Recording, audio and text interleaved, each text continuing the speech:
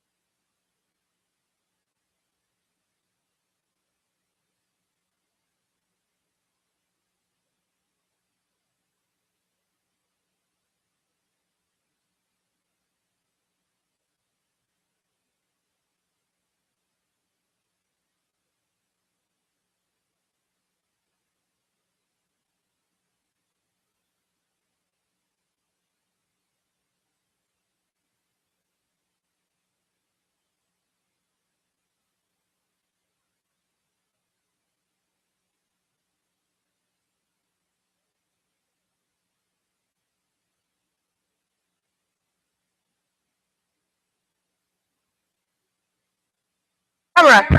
What? I know. What? Thank you, love.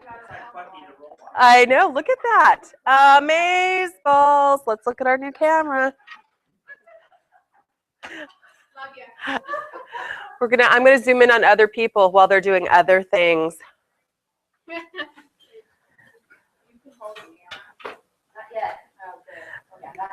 Let's keep it that way, right? Right? Do people know me? Do people know? You'll be able to do it from upstairs? I know. know, right? Big brother, right? Okay. Hello. What have you done in real estate since I've seen you last?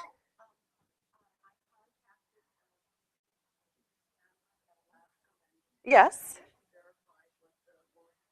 Great. Yay. So she got verification on the budget of her client. Excellent. Of her client, of her buyer?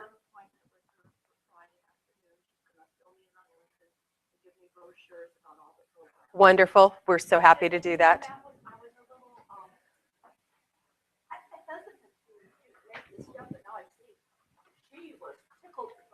Absolutely. What are you talking about? These people they need clients. You bring them clients. What are you talking about? This is a win-win. Good. For you to understand what I'm talking about.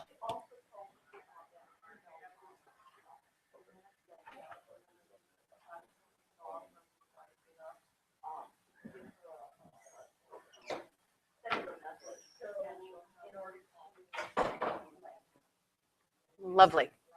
Those are the people we like to work with. Did you sit in on that? No, that shit had happened prior to her getting this client. Yeah. Good. Okay. Sarah G, where have you been? Okay. You were sick? Sort of. A little bit. Sick playing hooky or sick? Like sick in the morning, and then once whatever I ate. Oh, are you sure? Are you sure, or is it the other thing? Yeah. I went to Texas Roadhouse. Oh, say no more. Yeah. By the way, you shouldn't be alive today. If you went to Texas Roadhouse, that's the word. Never mind. Yeah. That's my experience only. No, that's the third person. Yeah, me too. Yeah. My mom was really insistent on Mother's Day that we go to Texas Roadhouse. and I was like, can we please like do Olive Garden or yeah, right. Red Robin or something else? But she wanted to go fancy. Okay, wonderful. So, how was your Mother's Day? Superb, excellent. Mine too. Yay. Yay. Lovely. Does it get any better than that? Nice. Yes. How was your mom's Mother's Day? Great. Excellent. How was your wife's Mother's Day? Breakfast was good. Yeah. Did you cook? Oh, yeah, I cooked. Yay. And dinner was okay. Okay. She cooked? No. Oh, you cooked? Dinner was just okay. Yeah, I forgot exactly what she wanted for Mother's Day dinner. Oh. She reminded me about 3 in the afternoon on her way to the grocery store. She said, oh, would you pick that up? Yeah. Oh. Whoopsie. Yeah. Oh, okay. How was? Yeah. Right. Right. Busy guy. I got lots of stuff going on. I've got many irons in the fire. You've got Vidalia onions. You've got honey. You've got bees. You've got real estate. You got flying. That's a lot of stuff. Okay. Yeah. Gotcha. So what have you done in real estate since I've seen you last, Sarah G? I just stay caught up on all of Bill's many. Yes. Yes. He has come and seen me. He has, and he said, when am I getting my Sarah back? And I'm like, not for a while. Not for a while. Okay. And you are signed up for GRI 100? Oh, yeah. Yeah, okay. I've been signed up for a while. Okay, who wants to, if anyone would like to, I'm going to drive up there. I know where VBR is, and That's right. I'd like you're welcome to carpool, but I do have a rule.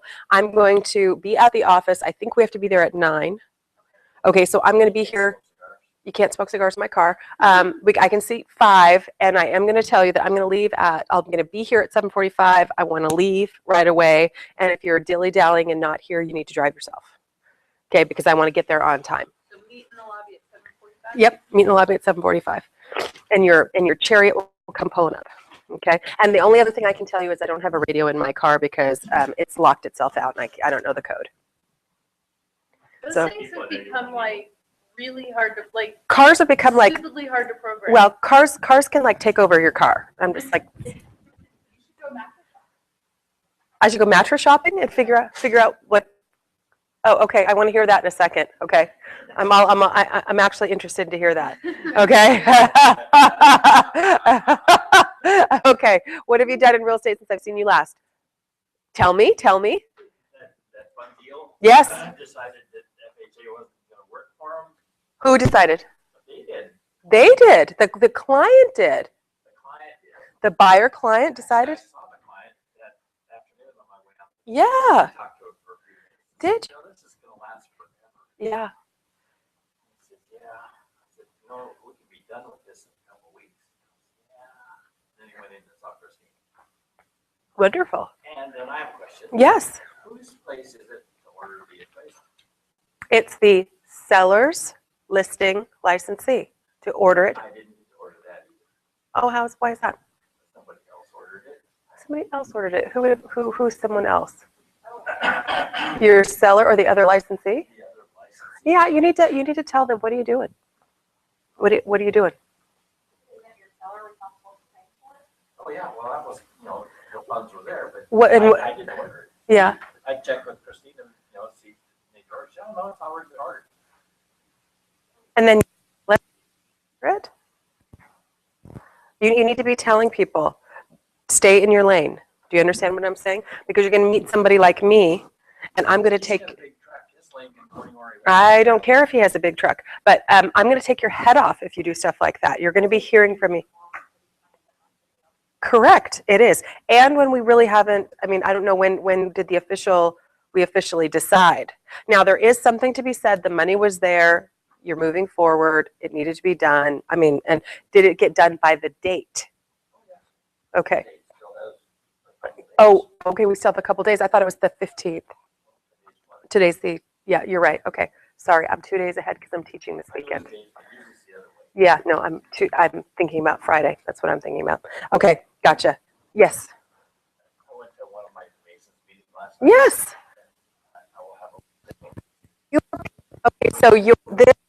Okay, so what is happening with, I think you have to be a man. I think you have to be a man. I know. See him here? Yeah. Right. How do you keep women out? I don't know. Ask the priesthood. No, stop. Sorry. There's actually women's affiliations with the Masons also, but a Mason, man. I know this because I know this. So I'm okay with it. You can have your Masons. I have my book. I got my book club. Right. Right. I got my book clubs. You can have that. What else do you got? Okay. Wonderful. So because of your organization and your networking, you're picking up clients. I think I would listen to that. And this is the biggest free clients you can ever get. Why is that? Because these are people who know you, like you, and trust you already, and you don't have to do anything you're not going to have to negotiate your fee with them because they know you, like you, and trust you. You're going to be, you already have a relationship with them. It's the best, absolute best lead generation you can possibly do. And it's, in my worldview, it's free. Am I correct? It would be something that you'd be doing anyway. This is something that's, yeah. So you're not expending extra effort, extra money, extra anything because you're already deeply involved in these organizations. And a bonus yesterday when I was helping sell onions, I ran across a couple of engineers that work the slope. Yeah. And one of them's agent from Puma, Louisiana. We got to talk in the shop and he says, I know where you can get crawfish, $4 a pound delivered by here. I said, I want the address. Okay. Do you? Especially fresh live. Okay, good for you. Lobsters. Yeah, are they? Okay. Yummy. You don't like lobster either? Lobster's okay. I don't want any food that moves. I'm right there. It's the live part that I'm having a hard time with. Well, that's a good. Yeah, well, oh. Right there. Okay, there it was. You found the threshold. Okay. All right. What have you done in real estate since I've seen you last? I went through all my papers and got them organized. Excellent. And I wanted to schedule my test, and I went to do it, and I got online, well, help me put it in the right spot, but I didn't have my certificate on me. I think I need to number something off of it. I don't know. Okay. Do I not need it? I don't- Okay. I don't- I'm doing it today. He said, you have your certificate, and I went, okay. Yeah, I don't think that it's just when you submit your license. Okay. Oh, okay, so I don't need that certificate, I don't need it. So, I don't think so. No. okay, then that's. All you need is your credit card number. Anyway. I know, right? Who doesn't need your credit card They want number? a number. Right. I want my money. Right. So I'm actually excited. I'm just gonna say, keep it habit and just buy myself. Excellent. So you're ready? Yeah, except I just noticed that you're doing another free licensing class, and I was thinking, You absolutely could. I'm almost thinking that would do me better than having a study on itself. I'm not going to lie, it might be great. Might be great. Okay, no worries. And you are welcome to be there. You're welcome. Okay, so lovely ladies in the back. How was your Mother's Day? Wonderful. No, Kimberly didn't have a Mother's Day. I knew that. I knew Kimberly, I believe that Kimberly doesn't have a Mother's Day yet. Okay, unless you have secret children that I don't know anything about, right? Yeah, she just graduated from college, so I'm thinking I don't see. Excellent. Yeah. Oh, yeah. So he's he's like a secret. He pretends to be shy, but he's really not. But And he has a very sly wit. yeah. So he's always trying to like prove he's gonna be a good husband, like not my husband all the time. So we have lilies in our tulips in our yard, and most of them are yellow. We have one orange one. So he comes in with this orange flower, and he's like, I wanted to get you the orange. My mom wants a kind like you. And he looks over at my husband and he goes. He winks at the husband. Now, you might call that a good husband. I might call that a playa. Oh, sharpening his playa skills. And my daughter's like, he always knows the right thing. Even when he was really little, Mhm. he thought he would probably say, Mom, you look so pretty Mhm. today. Have you lost weight? You look wonderful. No, you're not in trouble. I know you burnt the house down. I know, everything's fine. You ever watch the cooking channel? There's that lady that lives on a ranch with her rancher husband and then her kids. Oh, I don't know. I don't watch very much TV. The youngest one's a boy. Yeah. His nose is so proud. It's just like this every time on the show. Oh, Mom, these are so good. This is the I'm most gonna delicious. only marry a woman that gets along with me because they're gonna live close to me, so I can babysit all the time. It's funny. Which his marriage is already arranged. You already know who's he. Oh, wow, Yeah. Charlotte something Diana. No. Her name was Molly Smith. You're going to be a Jones and a Smith? Like, you guys are not very creative here. Oh, yeah. But I like her marriage. Okay. And they potty train together, so might as well get married. And she's really cute. She's well mannered. She's really cute. Great family. They drink food. This is Oh, an arranged marriage. Yep. Can't wait to see how that works out for you, Mel. Okay. I'm going to be. Molly even says, I- when we say like happy birthday, or she says, tell my future sister-in-law, like 'cause she loves it. Yeah. Really? Okay. I can't wait to see how this comes out. Okay. Kimberly, what have you done in real estate since I've seen you last? Excellent.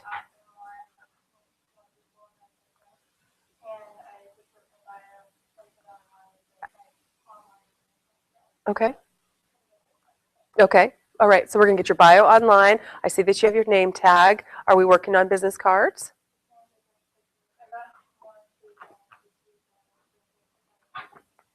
Excellent. So you haven't picked anything out? You haven't even seen them yet? Okay. So I'm always a good person I see lots and lots of real estate photos. So I'd love to help you pick something out if you need any help. You don't have to go just like for whatever template they send you. You can have those templates on them. I didn't know that on there. You can have Trish change that. Mhm. I didn't know that. Gabe's daughter actually told me that. Yep. Yeah, absolutely. Okay, I can't wait to see what they look like. Okay. Anything else anybody's done in real estate that they want to talk about? No? Nothing? I have an open house this weekend. You had an open house this weekend? Okay, where are you going to open? Yeah. Where are you going to open house? Catchmack Bay? Avis on Catchmack Bay. Okay, that actually is a 5-bedroom, excellent price point, pink carpet. Yeah, I'm aware of the carpet. Yeah, I'd send him over to McCushion. Yeah, for $420 for $439. But those bedrooms are actually a very good size. I went in on tour yesterday, and those bedrooms are good size. And with a little bit of paint and carpet, that could be really nice. Mm-hmm. Absolutely. I just really like to see the color thing. Because they're always what? Pristine, right? 1-car garage. Yeah, you're going to find that in those types of neighborhoods.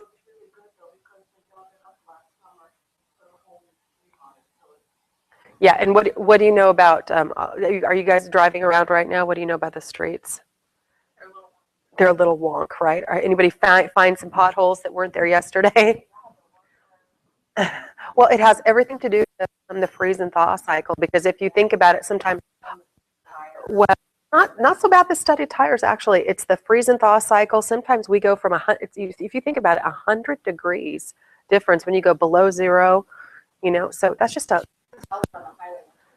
sure, absolutely can. When you get stuck in those rutted lanes, yeah, that's pretty interesting. Okay, you had a home inspection. How did that, and I want you to talk about that home inspection a little bit. I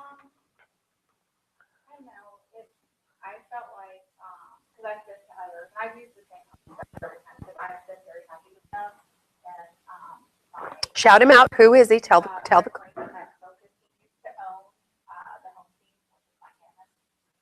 he got out of it for a little while, and he's been doing this. He's retired Air Force. He offers military discount. I have had him in the past pass along the military discount to my clients. If he felt like the property maybe he shouldn't charge as much or whatever. But I've been happy with him. I feel like he really does do a good job. He talks you through kind of what he's going to do before he does it, and then he talks to you in detail after he has looked at everything. Unless he finds something, then he will, point it out at that time. But we went. The house is over 2,500 square feet. And we were in and out an hour a lot. And what did that make you feel like? I felt like he did not that I'm trying to find something wrong, but the whole idea of a home inspection to me is to make sure there's nothing wrong. He didn't test the smoke detector. So who is this person? It's fine to say their names. With, I don't know his name either. I don't know. I just kind of felt like he didn't test the smoke detector.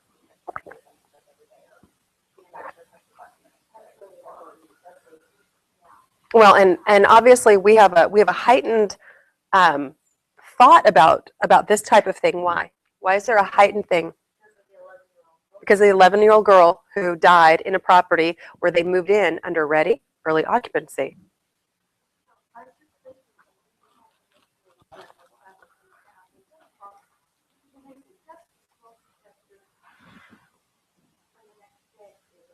That your point is absolutely well taken. However, but while you're there, exorbitant compared to.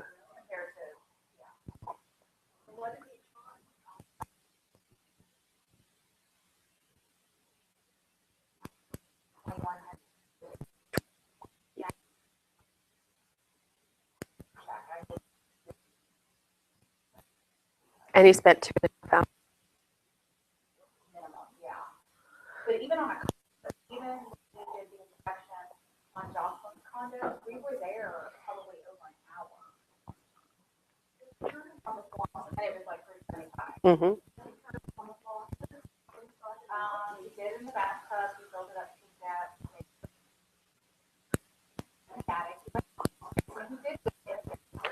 But your impression of this was a huge home, 2,500 square feet. He charged a lot of money. He was only there for an hour, and she noticed that he didn't do things that she's witnessed another home inspector do. So she felt as if he charged more money, and they received less services. And you've had a little bit of, it's been weighing on your conscience a little bit, and why do you think that? I think they're high, and the actual buyer is on the phone right now, so it's me and his uncle who are there representing him, and they told me that they are 100% trusting in me for all of them. So you feel the weight, you feel a weight of responsibility. Well, and I don't know, I think back and I think, well, maybe I shouldn't have asked, because there's another license on the building. Maybe I shouldn't have even asked. I should have just And these are all things I'll know for next time. What's on the Instagram? So what would you do differently next time? Next time, even if it is someone else on the other side of the deal, if I'm the one handling it, and I'm the one that's Okay. So you're going to take more authority and more leadership on whatever aspects of the transaction you're handling. I'm not questioning it while we're in the house, and they didn't want to put instill any doubt in the buyer, you know. Mhm. And maybe more. You know, I didn't know. So, I don't know, I just felt like we talked a lot about cosmetics. Mhm. And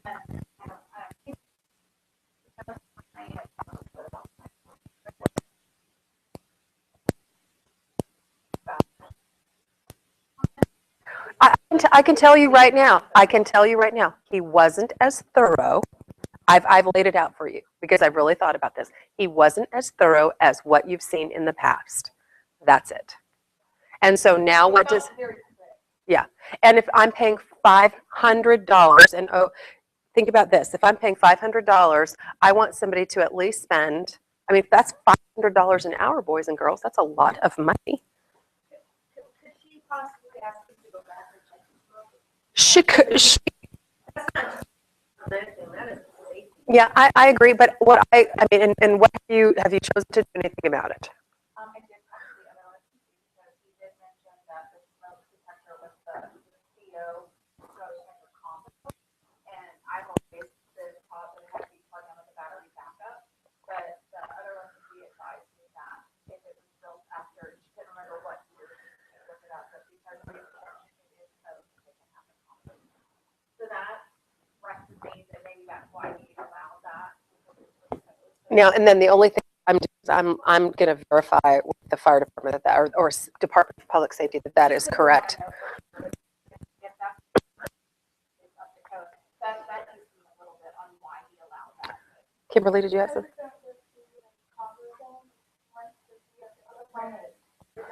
That's exactly my trouble. That's my whole trouble.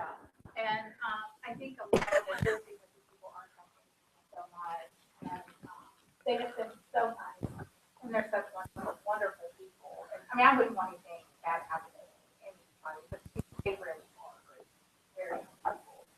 And so the fact that they're trusting us to advise them who to use and who's good. So now all of a sudden your word starts to become much more important, doesn't it? What you think become much more important. Now here's what I'm going to tell you that I would have done if I was in that situation, and I'm not by any means Monday morning quarterbacking you. If you ever have any reservations, I'm going to say, hey John, can I talk to you just for a quick second? I'm going to pull the guy aside and I'm going to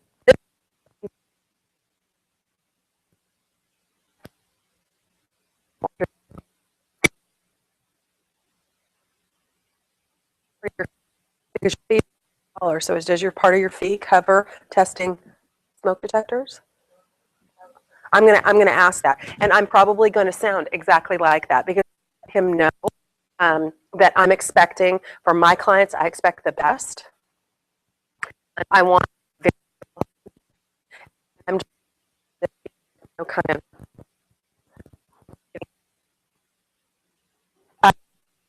Good home inspectors. There are lame home inspectors. There are mediocre home inspectors. There are excellent home inspectors. You just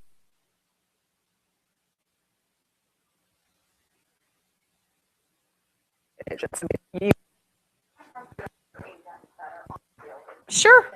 And I did not express quite the thing that I have. Yeah. I just said, should we address something on the repair amendment, maybe go back in and disconnect. You know, we did not discuss that, and she said, you have to mind that it's four, and that they're not. So what would you do on your final walkthrough? Now, here's something that I would tell you that I would address in my final walkthrough. What would I do now? I'm going to take a little stick or a little broom because I'm sure the ceiling, let's just be honest, climb on. I'm going to stick, probably like a broomstick, and I'm going to test that smoke detector so that you have absolute peace of mind. So even if that guy who got paid $500 didn't do it, that when they move in, you know that the smoke detectors work. Okay, that's what I'm going to do. Now, what also do you know if smoke detectors are there? Now, one thing you can't under them, and I see a light, what does that tell you? That it's functional. And if I see a light and it's not chirping, what does that tell you? Maybe I'm not making any excuse for anybody, but I'm telling you, you can push the button or you can look. Maybe he just looked and saw the button, and if it's not actually chirping, they have a built-in mechanism that tells you when you need to change the battery, right? Okay, so yeah, and it like it'll wake you up out of a dead sleep, and it'll fingernails on chalkboards because it's trying to make you to do what? To change. But I respect what you absolutely 100% think that you need to start. Trusting your gut. You've been doing this home inspection. You've been through enough where if something doesn't seem right, I don't want you. Now, here's what I don't want you to do. I don't want you to sit there in front of the client and dress down another professional. I think that is not okay. Yeah, but what you can do, and what I don't think you felt empowered to do, what you can do is say, I want to talk to you for a second. Take them aside. You can walk around and you can say, hey, I'm just going to let you know, not exactly like for the fee that you're charging, you're doing what I normally get people doing. And a lot of money. And I expect more. I expect you to in front of the client to this.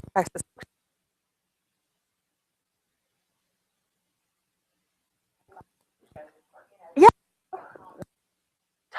Out explain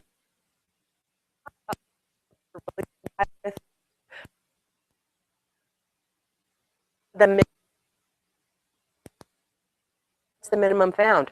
So the seller wants the minimum found. There's some buyers who want the minimum found. They don't want to spend 3 hours in a home.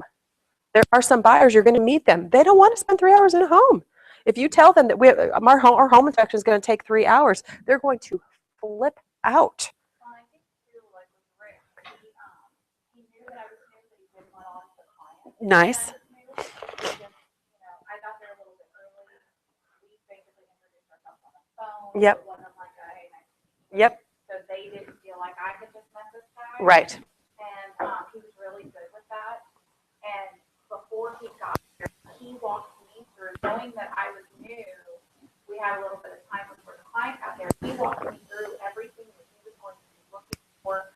He said he will check things that he will check.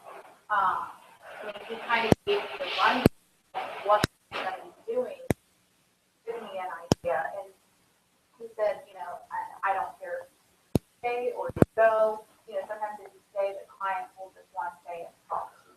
Mm-hmm. And he said, and that's perfectly fine, and I can, fill them in at the end. He said, but, I do like sometimes for them to kind of follow behind him, because that way you can point things out as you're seeing them, let them know, hey, I tested this, we should have talked to work, that sort of thing. He likes to talk people through what. Well, and here's I'm going to tell you a philosophy of Teresa, and you guys get to decide how you want to handle things. It doesn't have to be the way I handle things, but I'm going to tell you why.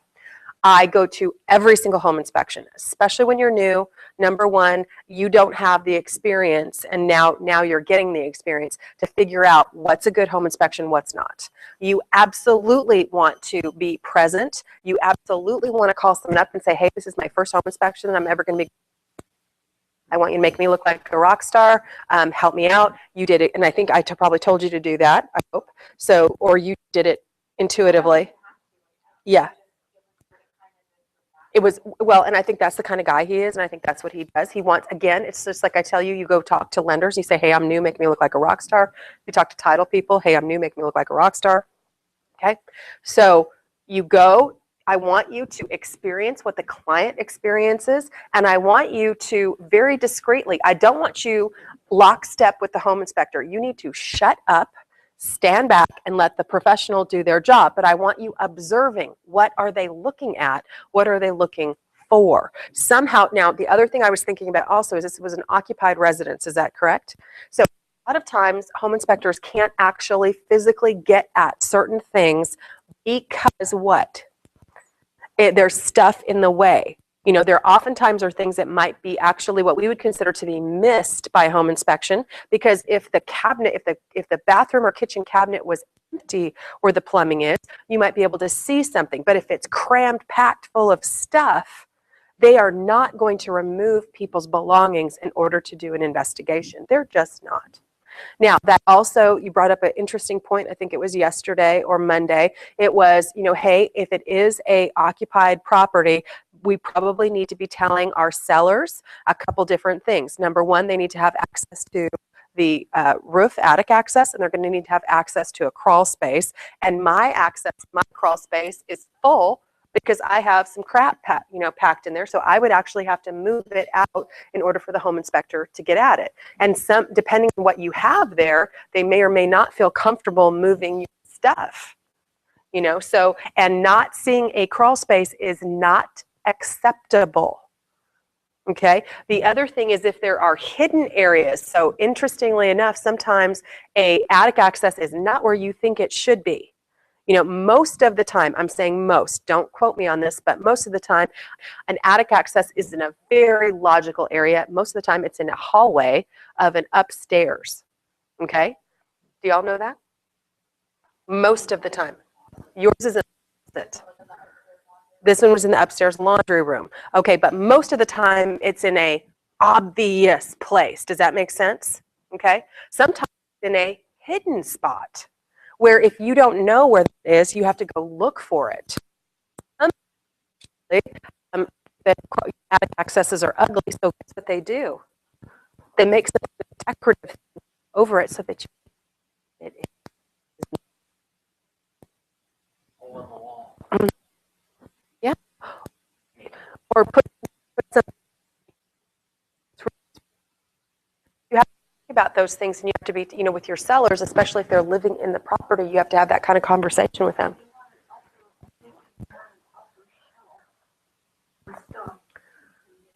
Yeah, absolutely. So do you see what I'm saying? So sometimes get in there. That's the point. They need to get in there. They're probably going to make some sort of effort to get in.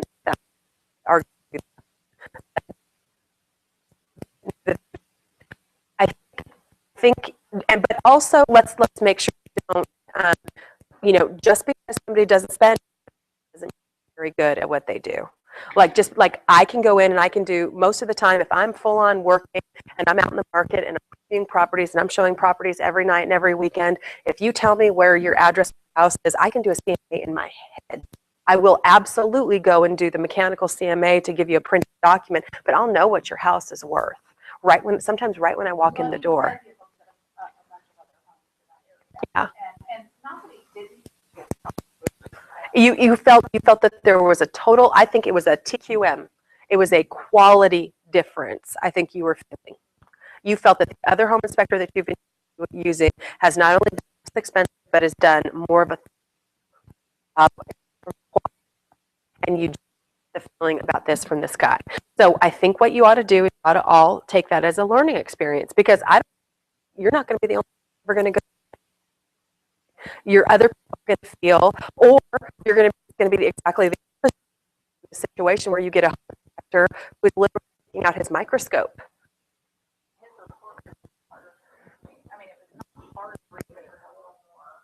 It wasn't the format that you like and you're used to.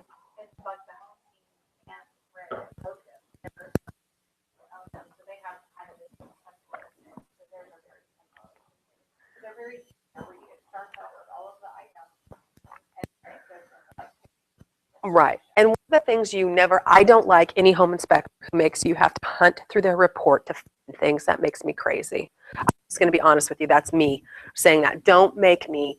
I will read the entire thing, but I don't want to find something that's kind of important on page 42. I want what's important on page 42 brought forward on the first page. I don't want anyone to have to trust one of us to make sure, because I know what happens. You guys are going to get super busy and you're not going to read these reports thoroughly. Once you have 5, 10, 15 transactions going on at any one given time, trust me when I tell you, I already know who you are because I have been you will start to lower your standards on how much you read. But when it comes to, there's a couple documents you have to read. You have to. And he was very nice. I want to say, they have been fine. This wasn't one of them. And somebody else here may try him and love him. There you go. Yeah. But here's what I would know from now on. That's a very high price to charge. I want more than an hour of someone's time, personally. And I like someone to explain to the buyer what they're doing. And I want them to explain, I like what Rick does. Did you see this? Did you see this pop? This is a GFCI outlet. Because if you're a renter, if you're a first-time home buyer, let's be super honest. Do you care about anything? When you're a renter, seriously, are you paying any attention? Not.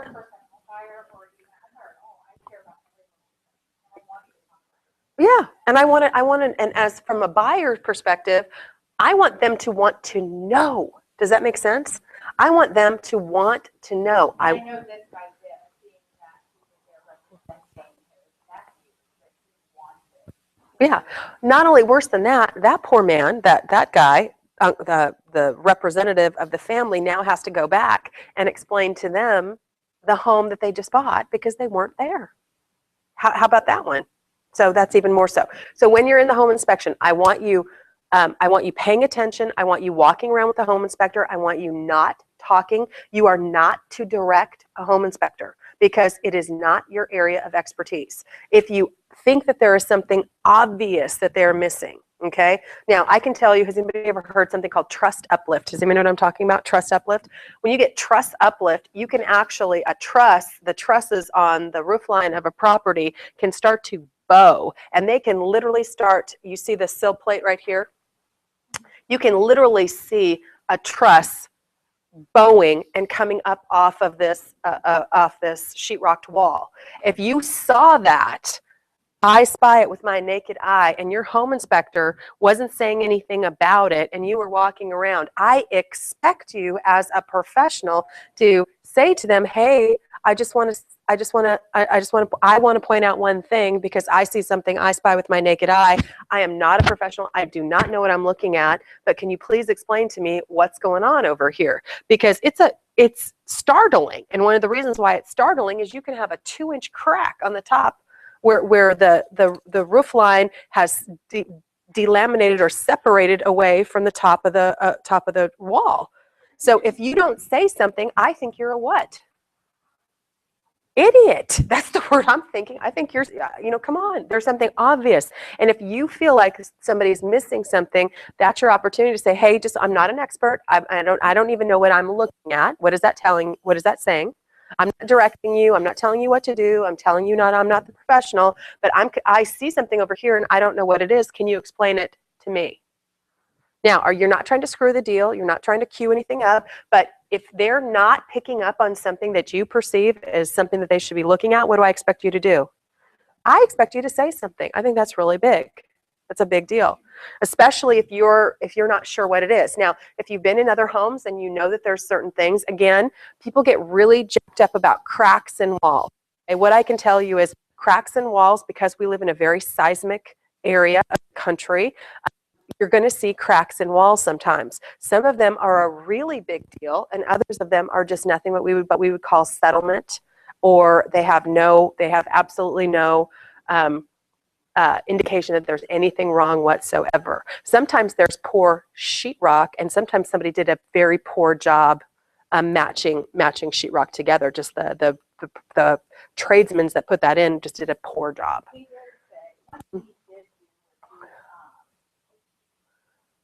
I guess gave them really a good peace of mind about the house. He did say he was really impressed with their board of settling cracks or anything that was not any of us. But I pointed out like the argon gas discoloration in the window. I pointed out to people out there, and I just said, hey, the buyer, as you know, is not going to be here, or will be here. And we did during the showing, we noticed the discoloration. I know it's going to want you to address it. Yeah, perfect, perfect. And that's exactly what you should be doing, you know, especially anything like that. And then the other thing, most of the time, home inspectors want to see a copy of the disclosure statement. Why does the home inspector want to see a copy of the disclosure statement? Things you have to disclose that you may want to look at to see if they're. Well, even more so, how about something that they tell you that's been repaired? Maybe he wants to go and take a. So you need to be bringing with you the disclosure statement. I used to bring my file with me, okay? And I used to bring any document that I had that I needed to show them. And one of the things that they typically are going to ask you to see is the seller's disclosure statement. And you should have that with you when you go to a home inspection, okay? Anything else that you probably could do? But I do want you going to home inspections. I do want you when you first get going, I want you paying attention. No, you are not in charge. No, you do not follow them around, but you do want to kind of understand what are they looking at, what are they calling out, what types of things are they talking about, what are they telling you is a big deal, what is a nothing deal, what are they saying to the client. Now, clients a lot of times are going to be asking the home inspector, what do you think? What do you think a home inspector thinks? It's a job to them. Do you know what I mean? Okay, it's a job. A house is a house is a house is a house. A house is a inanimate object. It's a good house. So a lot of times buyers are super agitated finding out different things. And sometimes buyers they've taken a look at a house. And what we normally say, why is a home inspection a good idea for a buyer? You are almost always, with very rare exceptions, going to get the value of that home inspection in repairs.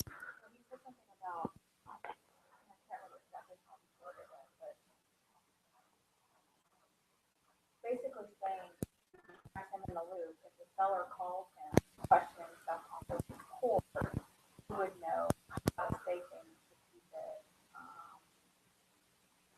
the energy level low, I guess. Well, no, Rick is not going to talk to a seller because the report is for the beneficial interest.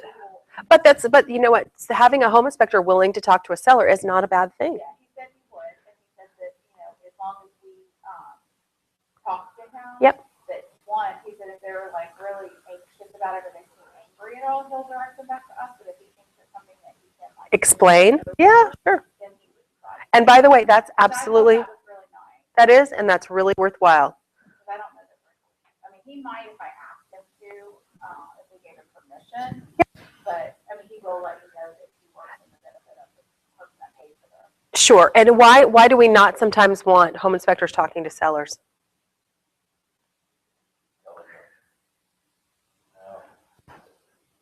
They don't want to hear it. Well, worse than that, sellers may want to argue.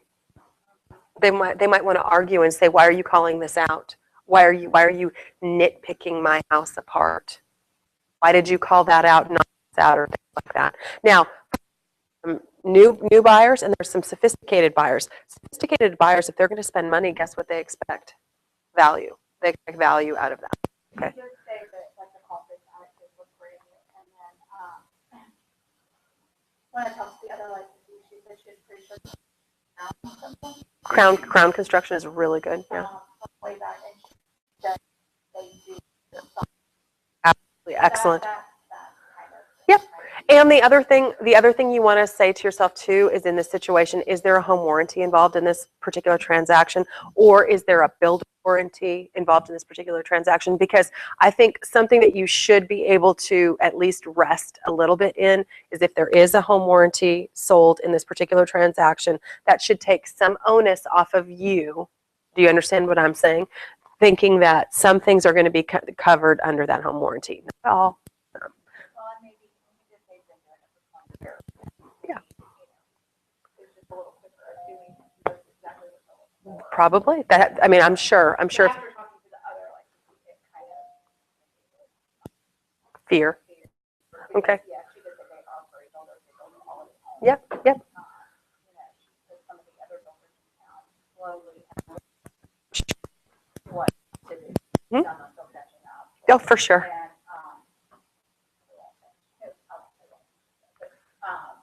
yeah, she just said they she, I think, knows a lot of what I was doing. I think too, because I've only used one inspector, so I haven't had the experience going one with someone else to see the difference Mhm. in people. So, you know, not that I won't ever use them again. I don't care if it's work or not. But and that's something that's really important. If you don't care for his, then that tells you something right there. And I do know that home inspectors are out every single weekend on weekends going to home inspections, and they're asking to talk to you guys. So you guys.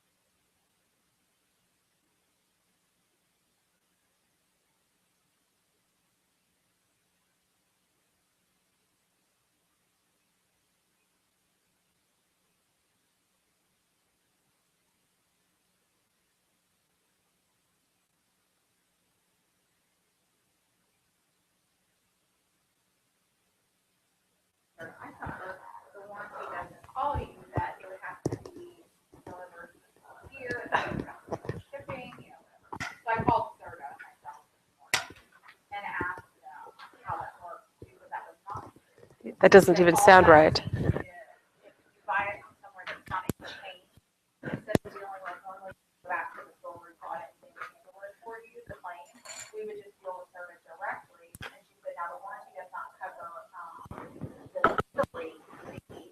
So the most you would pay is $114 for them to come remove the other one. And for a new one, it's 10 years non-prorated. So if anything happens, they would replace it in whole at no cost to us. That's those. I who knew they cost that much. Like, she's like, oh, so this one you want? Yeah. I can have a new mattress a year. I said, our mattress we have, we've had them for 14 years, it costs us $900. That's what I'm saying. You could get a new one a year. But our problem is, the surgery, he just aren't because of memory. But can't you get just a memory foam thing to go on top of your bed? But we looked at reviews on that, over like a year, 2 years, the memory foam starts to rip. Sure. Not the memory. Sure, but it's $300 versus $9,000. So, Again, and they're still in the thousand. the memory foam, not the ones you just go buy at Costco that you put on top of your mattress. Yeah, no, they're like. Yeah, are they? But even so, But see, now my girlfriend has one of those, and she said it's not. sure, that's true. But I'm just saying for $8,000, it better come with a Sherpa to take it everywhere for me. Well, and unless you buy at Costco, or body really bad. Okay. What else? Oh, it breaks that. Yeah, So, yeah, it would not. gotcha. But you've lived on a crap mattress for 14 years, so.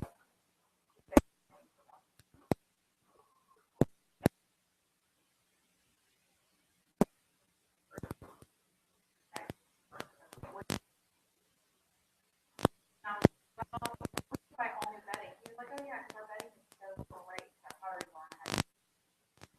Okay, but he's like,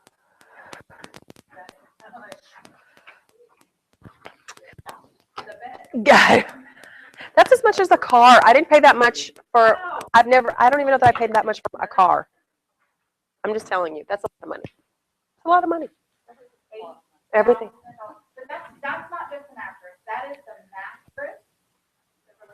The mattress itself is like the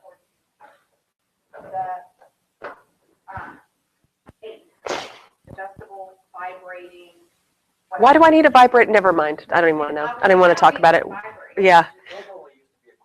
Right. They can buy it at all the cheap hotels. Yeah.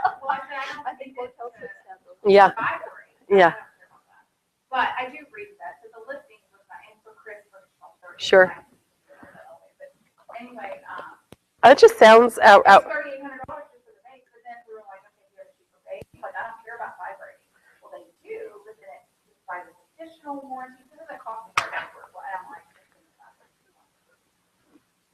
I don't even get know. off the bed. I don't even know what to say. Yeah. That's more than a car. That's all I know. I have no Yeah. idea. Like how. Okay. Just so you know, there's good at. 8,000. 5 of those beds are worth what I paid. Don't lay on the couch, be a curve.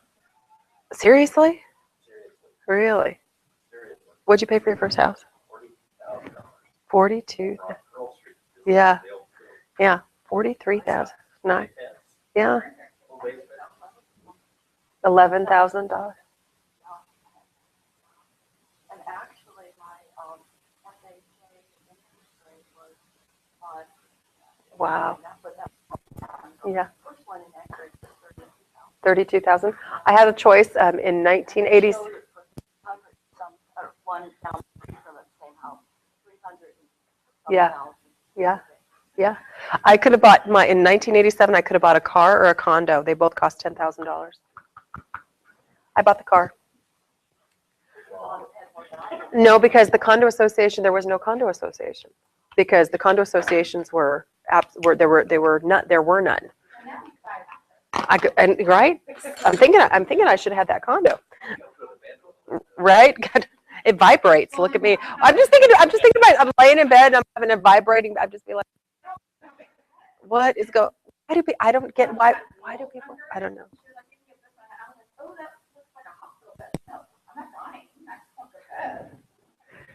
We need wheels. It's just a temporary. We need to whiz it around our top floor of our house. Okay, let's talk about settlement statements, security deposit transfers, rent prorations, seller's net proceeds, and what we call good funds conversations. This is a 2-hour class, Joe. You love it. And for many of you, I think this is the last class you need. I think so. I think if I'm correct, I'm giving you. Yeah. What's that? I don't need this one. Okay. No, this is not the last boot camp. No. I have many hours to give you. Don't be nervous.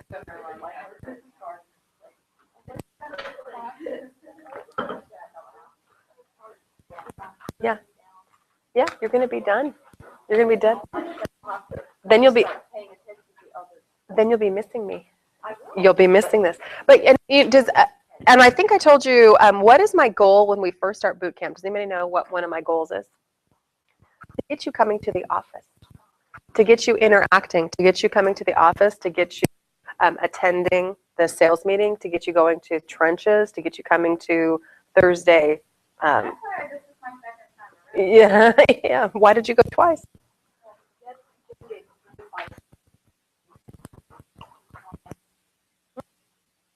Yeah. Well, and Joan, this is the second time. This is the what? My second time. I don't know if Joan's going to do it again. It's great information and you get different stuff. And different transactions. And I still needed a couple of credits, but I mean. And you meet new people. Well, and the other thing too is a lot of times you'll find out that, oh yeah, I never really, yeah, I never did that. I never finished my buyer's presentation. Oh yeah, I never finished my seller's presentation. Oh yeah, I never did my personal brochure. Oh yeah, I never did those things. So people come back here and reboot too when you get out in the field and you recognize all the stuff they didn't go just like what you did that night and go get their open house kit together. They forget what even needs to go in it. What possibly need. So I have a pretty comprehensive one. All right, so let's get going. Has anybody seen, one of the things I've provided you is with a HUD settlement statement. One thing that we are going to do, I'm going to go over this HUD settlement statement, and I will tell you that HUD settlement statements in the last couple of years have gotten incredibly confusing. And they're confusing even for professionals who've been in the business for a very long time because they have transferred the format and they've done a double debit credit situation where now they're showing all the debits and credits on the buyer's side, which on one hand, just FYI, for a tax situation, it allows the buyer to write off some costs that really and truly are the seller's costs, but that's neither here nor there. And like this, I don't tell them what to do. They take this to their tax person and their tax person helps them out with that. And you never discuss that with a client, okay? But I do want you to see, and then I hate to tell you this, this is June, what's coming in August? Does anybody know what's coming in August? New settlement statements. Yeah, double closings, new settlement statements, and you don't have me to thank for this. You have Dodd-Frank Act and Truth in Lending, and you have the mortgage crash of 2008, because we are making it so that a buyer has what's called the 3-day right of rescission before they decide follow through with the transaction. For their beneficial interest, that they have the right, and when you recognize, if anybody has been through, who's been through a closing yet? So I've got a couple people been through a closing. Closings are very rushed. They're very panicky. People are pushing to get them done, okay? And a lot of times, small details can be missed. And when those small details are missed, it becomes a really big deal, okay? Or buyers feel like they're being, I don't want to say forced into signing, or sellers feel like they're being forced into signing. Occasionally, you and I are both going to know that there's going to be some things that aren't 100% to someone's satisfaction.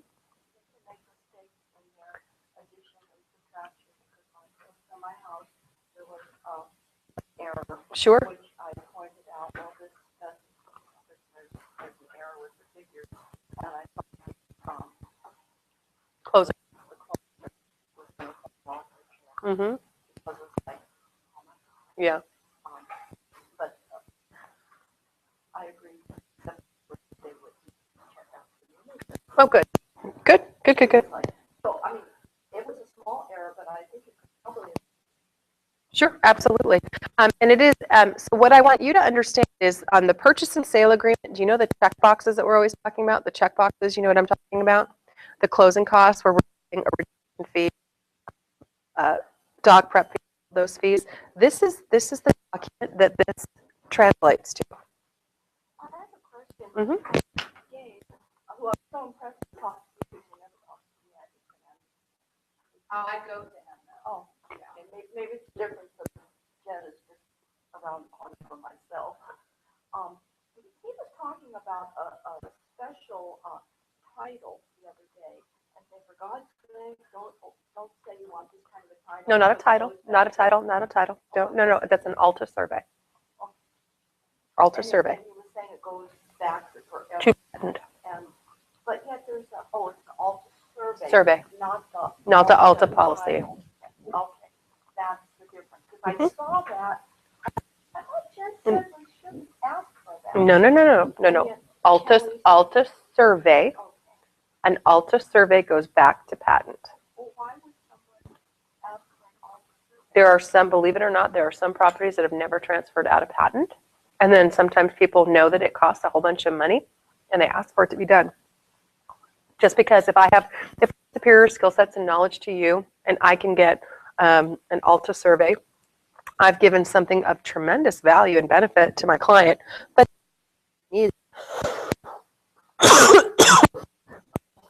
so you're welcome. No problemo. Okay, so HUD settlement statements. What do you need to know about HUD settlement statements? Okay, so number one, the money boxes on our purchase and sale agreement transfer to this document. So those boxes make this document. The other thing that also makes this document is your additional terms and conditions.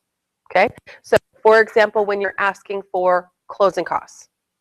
Okay, so when you're asking for closing costs, notice, so I want you to line 209 on the settlement statement on the front page. Okay. So what that tells you is in the purchase and sale agreement, the buyer negotiated for the seller $500 worth of costs. Okay. Now, the front page of a settlement statement, and then you're also going to see proration. So do you see where the buyer has to pay the seller back for taxes that they've already paid? That's on line 106. Do you see that? Adjustments for items paid by the seller in advance. So the seller had already paid their taxes because in Anchorage, FYI, we pay our taxes June and August. Okay? Right? So from 4/16/2015 to 7/1/2015, the buyer has to reimburse the seller for $1,366.49 of taxes that the seller paid in advance. I cannot figure this amount of money. Why not? Or I don't figure this amount of money. Changes on that date of closing, okay? And I don't typically know what's in the balance of the account. In theory, I could go back and look at on the municipality of Anchorage, I can go and see where they paid their taxes. Where do taxes get paid? Typically when someone has a escrow account, the mortgage company is paying taxes, okay? And they're paying them as they become due, right? Okay. That's what they're there for. If they have a mortgage, that's what they're supposed to do. Anybody in here pay their taxes by themselves? Okay. You pay your tax. You don't. Okay. Okay. Yeah. We pay. Like I pay my own. I have a unique loan, so I pay my taxes and my insurance on my home myself. Okay. But most mortgages. Most. I hate to see that. Right. I know it's awful, isn't it? And it's Well, due. not as bad as it could be for me, but still, all of a sudden you've got this Huge bill. Yeah, that you have to pay. Yeah, it's significant. You know, it's a significant amount of money. I mean, $4,000 to $5,000, you know, on an average house. That's a lot of money, right? Yeah, for sure. Okay, so I want you to take a look at this. So settlement statement says now in the top, it says what kind of loan this is. So what kind of loan was this? VA. It has a file number, a loan number, a mortgage insurance case number. None of this stuff you guys need to know. It says this form is furnished to give you a statement of actual settlement costs, amounts paid to and by the settlement agent as shown. Items marked POC. Everyone needs, I would highlight that, means paid outside the closing. Paid outside closing. Paid outside closing. So POC is a term that is a term of endearment that we use when we talk about settlement, because what are things that might be typically, and you guys should know this off the top of your head, what are a few items that we might see on a settlement statement that have been paid for a seller outside of closing? What else? We'd never show a home inspection on this. Well and septic. Yep. How about as-built survey? Yep. So these items that we're going to still show on the settlement statement. And probably the reason why we don't show a home inspection, boys and girls, is there's probably 2 or 3 different reasons. What's one reason that you can think? Why don't we show a home inspection? There's one. The other thing is it's not a closing cost. It's not an actual closing cost. Even though it's already been paid for, it's not a closing cost to the buyer or the seller. It's a report that they have done. Okay. So it's not something that we consider to be a closing cost. Okay. So we have this is from the buyer. So what you're going to see is this is from the buyer. It doesn't have the seller's information on it. Does anybody know why that is? It's none of the buyer's business, in theory, what the seller has made on the sale of their home. Okay. How do you like them apples? Okay. Now,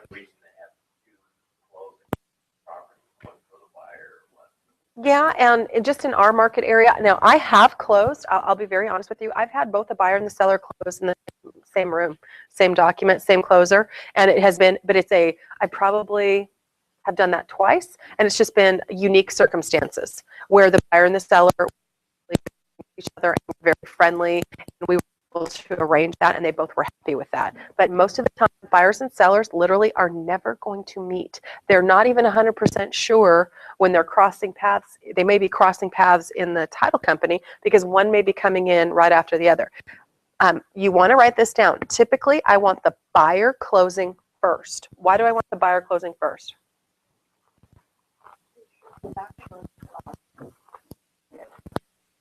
Bring money.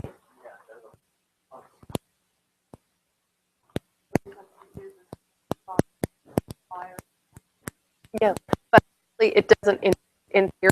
That's in theory. I like the buyer to close first because they're bringing money to the table typically.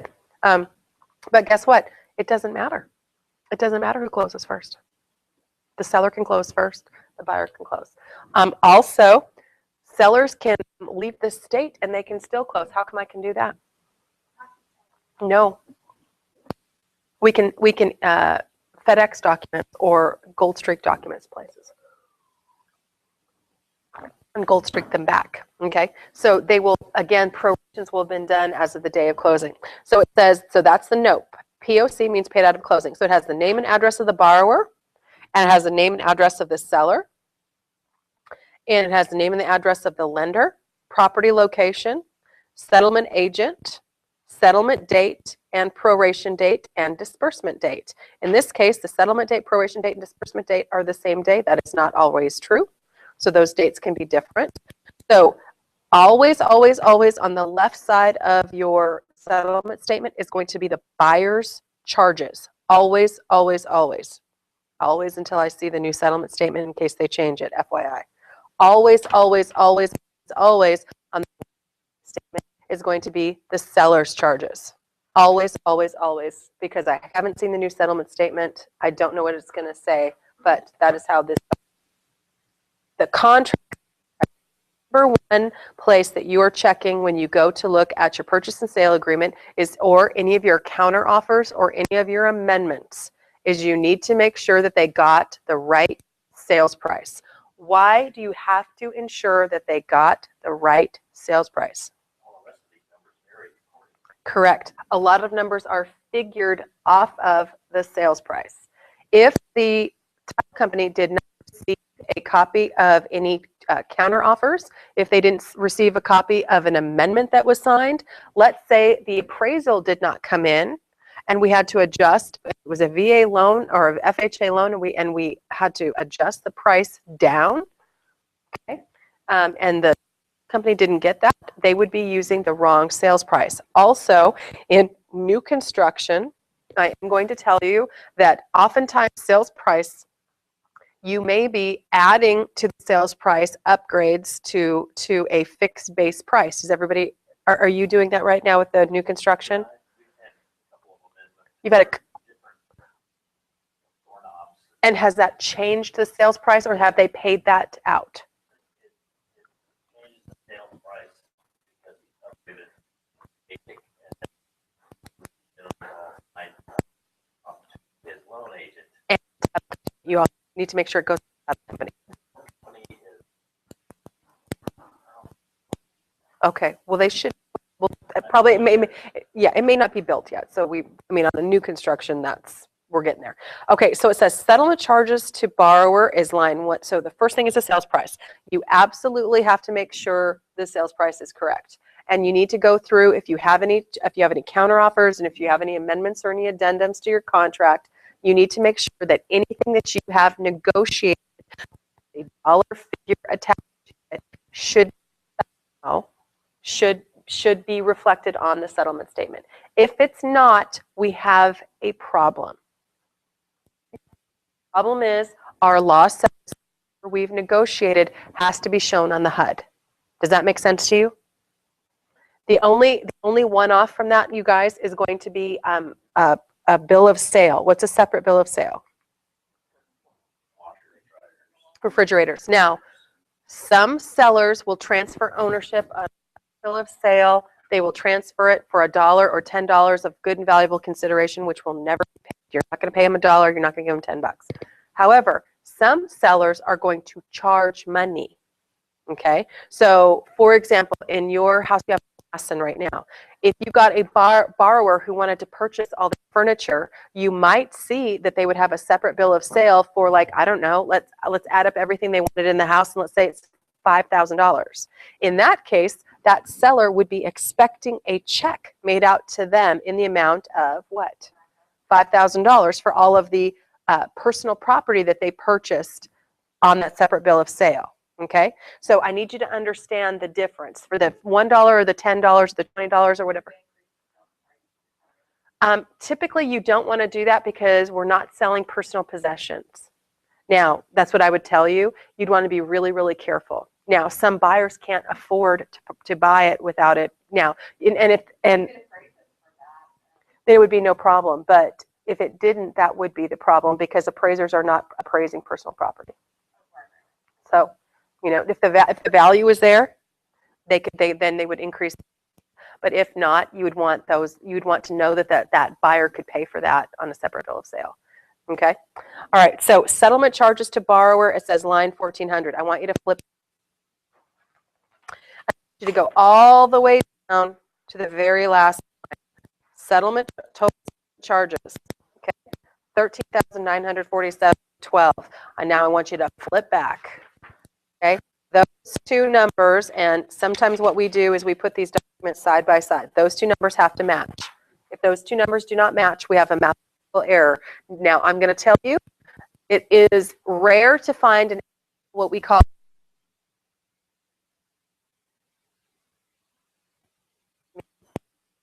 numbers. When you say a number needs to foot, it needs to actually add up. So if that's what we call foot. Okay, and then that same number, if you're going to put it somewhere else, it needs to cross foot. Now, here's what I can tell you. These numbers are done on an so it is very rare that you're going to actually find a true, what I would consider to be mathematical error. that's going to be rough for you to find a mathematical error in here because this document is online, it's done up, and they have formulas in here, so everything should. Oh, Because something was left. you might have an error because something was left off, or you might have an error because it was placed to the wrong party. But you are rarely going to ever find an error on one of these documents where this line of numbers equals here doesn't move over here, okay? Because this is a document they've been using forever and a day, and it's done in, I want it done in an Excel spreadsheet, but it's probably done in another format. Okay, so $13,947. $12. Okay, so we agree that those numbers match. Is that correct? So first thing that we made sure happened, we made sure that the sales price was correct. And if the sales price is not correct, we need to stop immediately and do what? Okay, and believe it or not, here's what you need to know. Lenders send the loan package to the title company. The title company prepares this document. However, they have approved, the lender has approved all of the numbers that are on their package that they sent to the title company. If there is, and if they don't have the correct price, we have a big fat problem. Okay, what does that typically mean if we don't have the right price? The lender doesn't have an addendum, an amendment, a counteroffer, or something that changed the price. So that document has to immediately go over to the lender. Now, FYI, there's going to be some kind of delay. Okay, the delay is that number now, that amendment or addendum now has to be processed.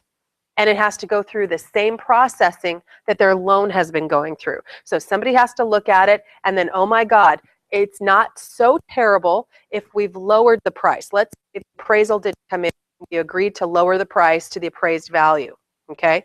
Not such a huge deal because that generally means that the buyer can, in fact, afford the property even better, right? That's the theory. Still has to go through a process. They still have to go in and adjust their numbers. Have to send it to the title company who has to get that same loan package and then take that numbers and put them into this spreadsheet. So it's going to take you time. So what does that mean for you, knowing that if I have any kind of delay or something like that, what does that mean to you now? How important it is to getting amendments, counteroffers, addendums, or anything like that to your lender? Paid. Right? So you could be the reason why a contract is delayed if you're not on top of these things, okay? So you have to be 100% on top of it. And please don't, this is a typical sucker way to go. Ready? Here's the sucker way. Well, I thought the listing licensee was going to take care of it. Yeah, I thought the listing licensee was going to take care of everything. I thought they were going to do it. Or if you're the listing licensees, well, the buyer's licensee should be taking care of that. That's their problem. It's their loan that they're getting. It's not my fault. It's not my problem. Whose job is it to do? Everybody's job. It's everybody's job to get this. So I don't care if the listing licensee says they're going to take care of it. I want you to do it. Okay?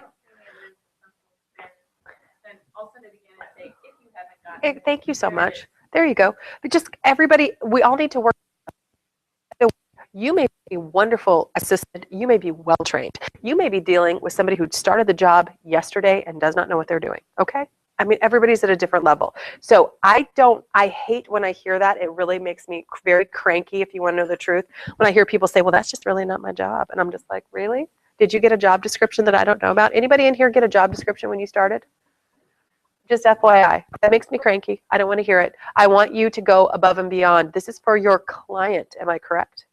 Okay, if it's for your client, I don't want to hear that kind of crap. Really? Okay, rant off. Okay, so adjustments for items paid by seller in advance. Now we're moving down to, so we saw the contract sales price, the settlement charges, okay, adjustments for items paid by the seller in advance. So the seller prepaid their what? Taxes, because taxes in the Anchorage municipality are paid in June. They're due on what day? June 15th and August 15th. I haven't seen my tax bill. Have you seen your tax bill yet? Okay, but my tax bill, I mean, it's due next month. So. I can't answer that question. Can't answer. And then it says April dues, 4/16 to 5/1. So the seller is getting their dues from their homeowners association prorated back to them for the days they're not going to live in the property. Does that make sense to you? Okay. So gross amount due from the borrower. So they have their purchase price. They have their settlement charges. This is the amount of money it costs for them to get their loan. They have items that they have to pay the seller back. They have to reimburse the seller. That's what gets, this is the magic number right here that the buyer owes. The buyer owes to buy this $465,000 house. They owe $480,323.97. That is not their mortgage. That is not their mortgage. This is what we call the gross due from the buyer. Now, it says it's a VA loan. So what do you know right now in a VA loan? Zero down. You're not going to see a down payment. And as a matter of fact, go down to the very last line. Cash that's due from the borrower. Look at how much that is. Is that stunning? On the very last line, 303. How much do they have to come to the table with? $200. That is stunning. All it costs this person to buy a house is $200. Right? Okay. Okay. Happy girl. Okay, their deposit or earnest money. How much money did they? This was a $465,000 property. How much was our earnest money? $4,500. So that money. So when people say, what happens to the earnest money? It gets credited to the buyer at closing. So whenever a buyer says, what happens to earnest money? It is credited to you on your closing statement. It is part of your transaction. That is correct. That is correct. So if they truly got, this was not a true 000 down loan. They only were able to negotiate $6,500 in closing costs. But if they got, let's say, $13,000 in costs back, they would have received their earnest money back. Okay. Yes, sir.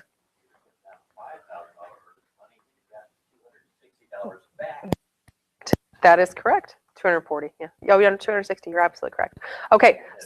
Yeah, you would have been fine. Okay. Principal amount of new loan. On a VA loan, what do you know?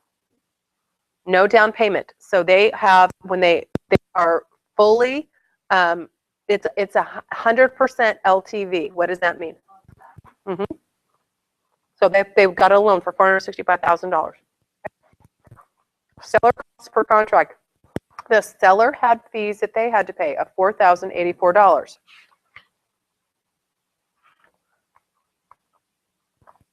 And they should be, if I'm correct, I believe if you minus the $18,750, which is the commission on the second page, from the $22,734.51, that should total $4,084. If anybody wants to try me, anybody want to do that math for me? So take $22,734.51 minus $4,084.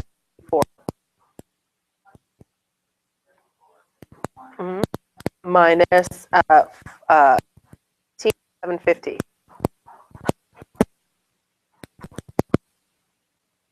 $39,450. Okay, might have had something paid out of closing.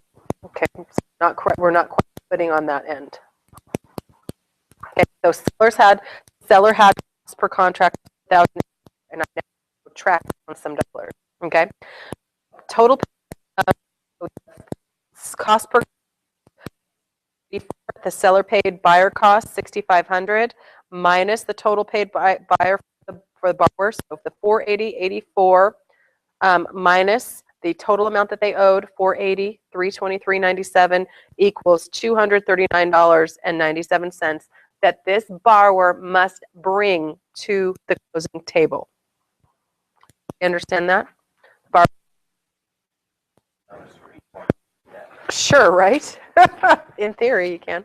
Okay, so now we're moving on to the second page. First thing that most people are going to check on this, I'm not even going to lie, most people are going to do the commission math. So do the commission math, see if it's right. What does it tell you?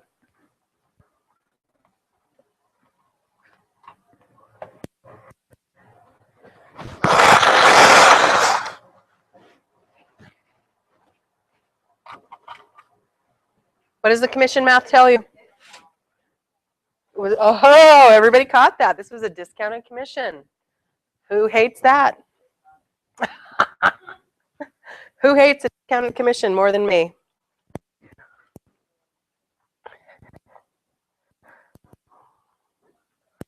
Okay. So number one calculation we're doing, and again, I always tell people in my pre-licensing class, if you can't figure a real estate commission, you cannot come swim in my pool.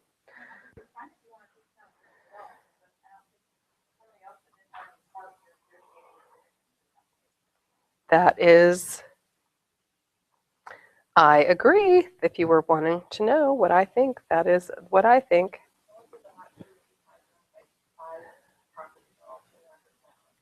Are they new now? Is this new construction?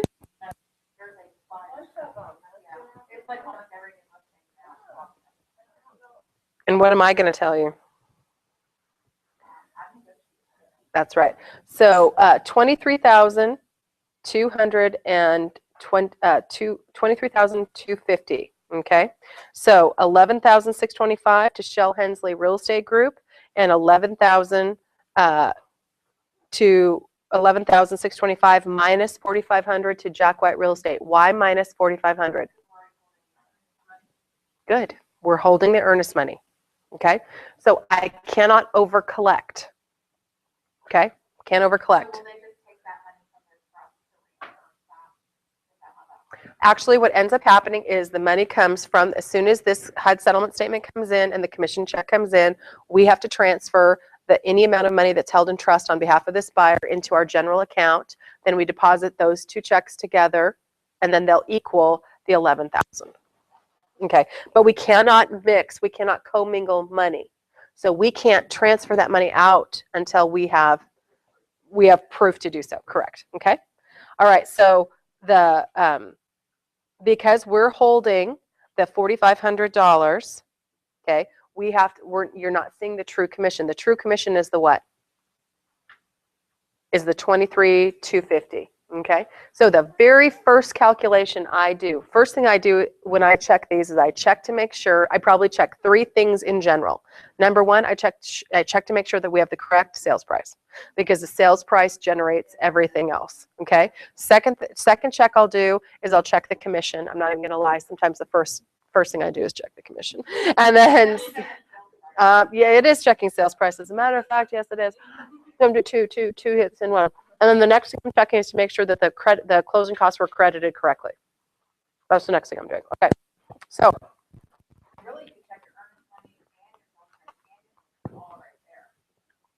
Yes, you could. Okay. Now, what happens if you see that they have the wrong amount of earnest money?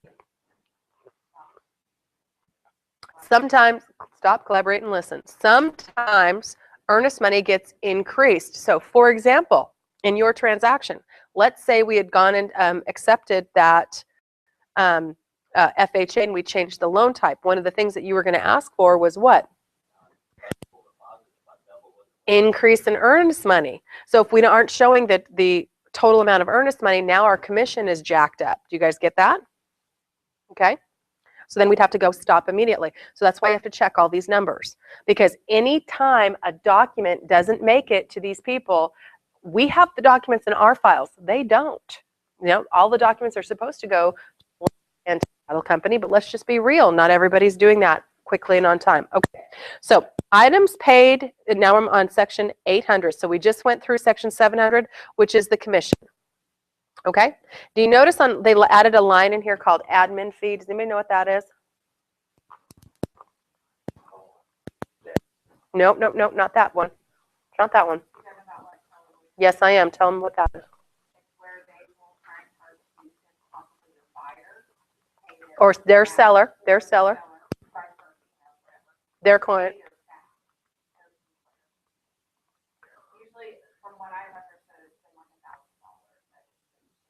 Which is additional commission. So you'll see, if they don't call it a commission because sales price, charge a fee to the client, not yours. Sometimes they will try to. Oh, interesting. Oh, interesting. Oh, interesting. Watch that. Could be. Yeah, that you don't have an admin, and we don't charge our clients an administration fee. We're not charging them. We're not. Yeah, yeah. Okay. All right, so items payable in connection with the loan. This is typically, you guys, this is what the buyer is. It costs money to borrow money. So these are the fees that the bank or the mortgage company are charging in order to make their commission. This is the bank's commission. So a loan, our origination charge from Home State Mortgage is $4,945. And do you notice that there are two asterisks at the top? Okay, I want you to go down to the bottom. Includes origination point and lender doc prep fee. So when you're searching for the lender doc prep fee, guess where the lender doc prep fee is at?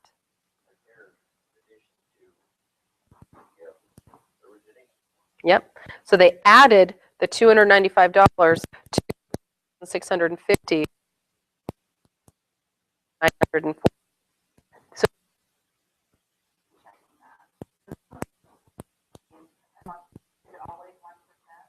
typically 1%, but no, this is on behalf of your buyer. This is your job to check this. Good faith estimate. Good faith estimate. Okay, good faith estimate. Okay. So they charged an origination fee of $4,945, which included $295 for an origination fee, FYI. Okay. Appraisal fee to affiliated appraisers of Anchorage. So that fee is $700. Now, one of the reasons why, and I want you to hear me very loud, that I am actually going over these figures for this transaction, and this is a real life transaction, okay? I want you to start putting together in your mind how much things cost. Okay, so I want you to know that for this particular appraiser on a VA appraisal on a home in West Park, Anchorage, which is a newer subdivision that's in Sand Lake, West Anchorage, near the airport, okay, of newer homes. This is a resale. This is not new construction. This is a resale. That the appraisal fee was $700 because you're going to have to start putting dollar figures when you're starting to do a seller's net. So I'm starting here so that you guys now have factual, actual costs that have been charged to a real person. Yes, sir. These fees are upfront. That appraisal might have been, it doesn't say that it was paid out of closing. So, or, yep. Okay. So it says, But if the fees were, then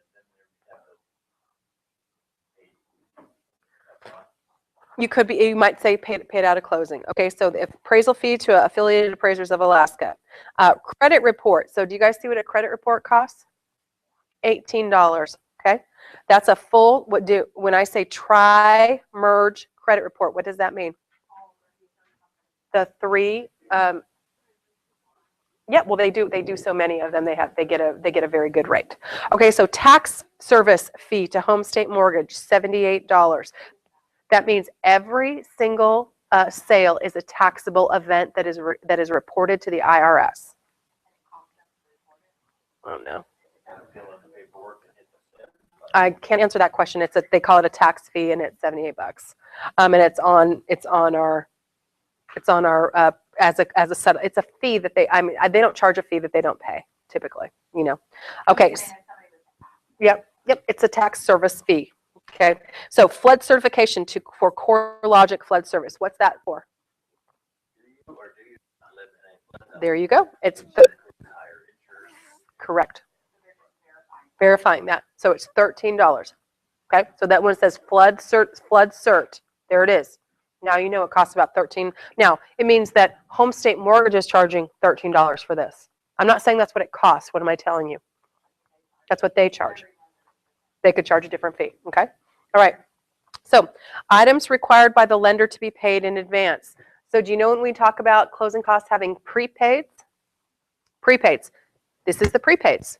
We have to establish, the buyer has to establish when they're purchasing a property, an account that is going to hold enough money in it as they're making their principal payment, as they're making their payments, so that when taxes and insurance come due, there'll be enough money in there to pay them. So they have to, just like a seller typically gets reimbursed whatever is the balance of their escrow account, a buyer has to establish a balance in an escrow account. Okay, so this is what's happening. So they have a daily interest charge. So look at this, from 4/16 to 5/1. 4/16, you will notice, was our closing date, our recording date, and our proration date. It was all of those days. To 5/1 at $41.04 .0. I'll try one more time.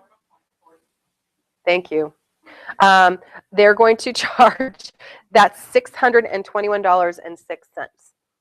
So they have to bring their, literally, by even when they purchase their house, they have to bring their mortgage current, because mortgages are always paid what? In arrears, behind you. So when I'm making my June house payment, I'm paying for May. Okay, so they have to pay interest until the day they close. Okay. Also, you should know that mortgage companies won't require a buyer to make a payment. Sometimes it's 2 months, most of the time it's 1 month, because they've just typically, not everybody gets to pay $200. Most of them are bringing in significant amounts of money. So they give them 1 month without having to pay a mortgage, sometimes 2, depending on when you close, okay? All right, so they're paying interest at $621.06. And then homeowners insurance, look at that, to USAA. USAA, and what I need you to know is I want you to start putting some things together. So on a $465,000 house, USAA charging this homeowner $618.56 for homeowners insurance for a 1-year prepaid policy. Why do veterans use USAA? Inexpensive for them. This is a great rate. Okay. Yeah, there you go. You pay. Who do you use? You use State Farm. State Farm is probably I'm gonna tell you a secret. State Farm is probably the most expensive, but they are also considered one of their platinum insurance. Okay, perfect. I have Horace Mann, and I probably pay $800 a year for my house. Okay, so do you guys know what you pay for insurance?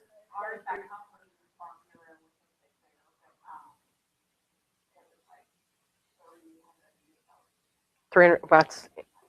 That's amazing. So the borrower is paying for a whole year, prepaying for a whole year of insurance. That is correct. Coming out of the seller's pocket? It's a prepaid expense to the buyer.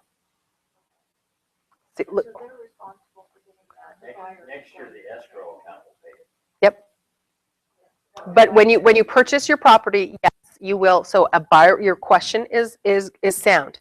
A borrower pays for an entire year of homeowners insurance the day they close. They're prepaying. Out of the seller's. Hang on, we're not there yet. We're not there yet. Okay, because we have $6,500 of seller's agreed, $500 of the buyer's costs, of which are. Oh, okay, because I saw that on mine and I was thinking, wow, I should get first that because I'm not using that, but obviously not. Well, you would get reimbursed the amount of money that you've been paying. When you're a seller, you've been making monthly deposits into your escrow account. 1/12 insurance is going to be paid the next year. So you'll get that back. Oh, okay, I will get that. Yes. If you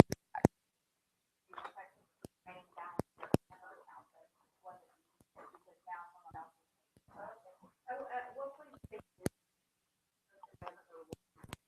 I know I should have my phone back, well, you should be contacting them.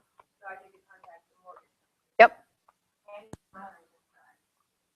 Okay. Did you cancel your homeowners? No, no, you know what, because I wasn't living there, my homeowners actually canceled me. because they said that I Right. wasn't occupying it, and I wrote them back and said, well, yes, I am, and I talked to them and stuff. But we were closing, they actually had me being canceled at the end of the month, but we were closing like the 20th of the month. And ironically, they had actually already sent me a check for what I had already paid up. So it just kind of ended that way, which I was just like, fine, because we're closing anyway. So I went ahead and let them do that. But I was being charged for a whole another year. No, the borrower was being charged for a year. And did you agree to pay any closing costs? Yes. Then what you did was part of the closing costs that you paid on behalf of the borrower. So I will not be doing that. No. Okay, that's kind of what I thought. No, if you agreed to pay, so remember when we say, what's the term that we use for paying closing costs? So, yeah, seller to pay up to a maximum of XYZ amount of buyer's costs, prepaids, reserves, and any other allowable lender cost or fee related to this loan. Okay, so when you agreed to pay closing costs, you agreed to pay part of the borrower's prepaids. Borrower's prepaids is a homeowner's insurance policy. So basically, your closing costs, how they allocated that closing cost was to pay on behalf of the borrower for 1 year of homeowner's insurance. So that's how that worked. You're welcome. Did you have a question? Okay. Okay, when we put in the purchase agreement, seller to pay up to $6,500 in allowable closing costs, do I have to go beyond allowable? Yes. I have to specify. Yes. I have to specify. Prepaids, reserves, taxes, and any other allowable lender. Because a lender, if there's enough money, lenders can do amazing things. Lender can pay points down. For a veteran, lenders can pay their credit cards off. Any other allowable lender fee or cost related to this loan. That's why that term is so important. And that's why for your borrower, you have to make sure that you include all these things, because a seller will argue. A seller will say, why would I ever pay somebody a year's homeowner's insurance policy for someone else? That's what I'm saying. But you needed to, they negotiated that with you, and you were agreeable to be paying closing costs. And that is a closing cost to the borrower. And in theory, why do you care what they pay? Why do you care? But if you agreed, so I'm just saying in theory, hear me out. If you agreed to pay $3,000 in somebody's closing costs, what do you care? It doesn't matter it doesn't matter what they allocate it to. If you agree to pay, it doesn't matter what they charge. Okay. All right. Our buyer has, we have to tell our buyer, instruct our buyer to secure their homeowner's insurance prior to closing. Correct.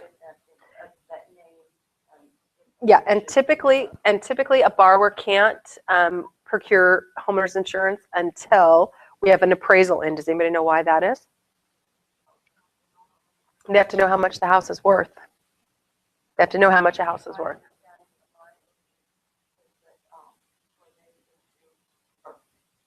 they actually drive by. Absolutely. Yeah, my insurance company comes by once a year and takes pictures of the exterior and front. And if they ever install a trampoline, my insurance is automatically canceled. And they go and visually verify every single year. Trampolines, there's like three or four things that cost homeowners insurance the most amount of money. Not dog bites. If your dog bites a child, there will never be an argument. Your homeowner's insurance company will just pay. Basically, like if somebody, an invitee to your home, is ever injured on your property, they're just going to pay. They're not going to argue and fight about it. They're just going to pay. And dog bites, a personal injury at your home, and then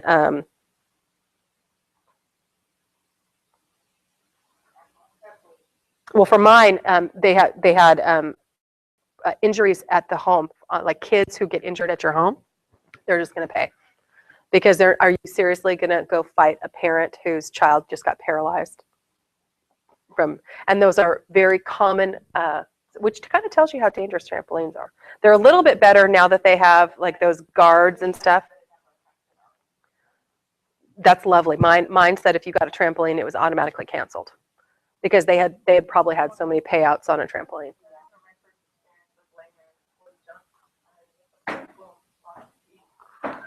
That was my first experience. Are you serious? And I don't even let my kids go on it. Yeah. That was my first Yeah. experience. Yep. Yeah, I'm just telling you what. Similarly, my first experience, a little girl got her foot caught in between the springs and had surgery. It was like, And just imagine how many kids never report their injuries. You know, some of us just like kind of brush it off. Oh, pools are another one in our area. Pools.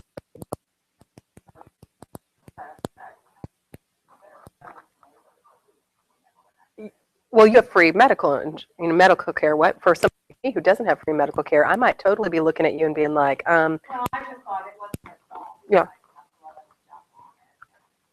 That wasn't her fault. But I mean, he wasn't even wrong. a lot of people don't think that way. Yeah. I was standing right there. Yeah. When I tell you, most people don't think that way.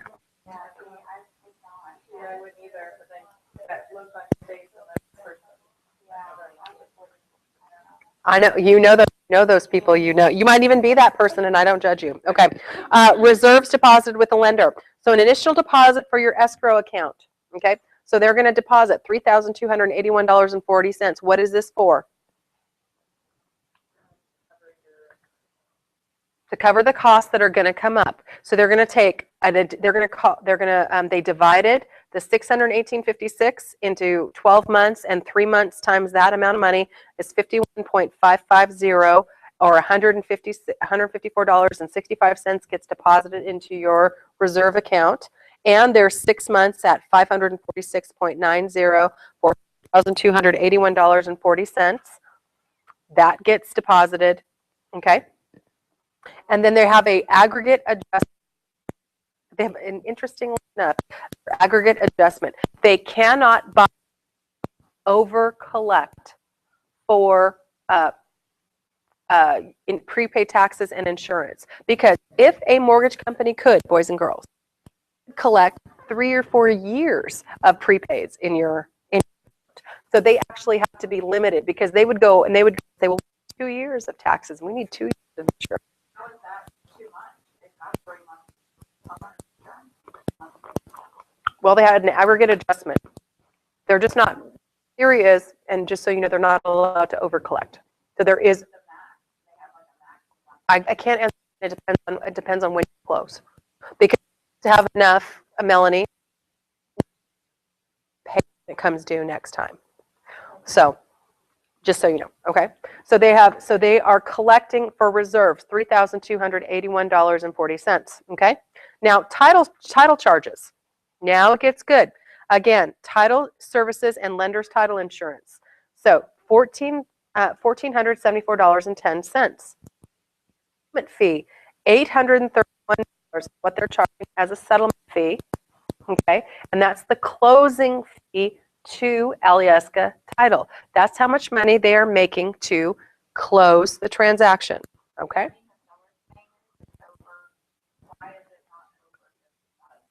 Because remember, we're only seeing the buyer's costs, remember?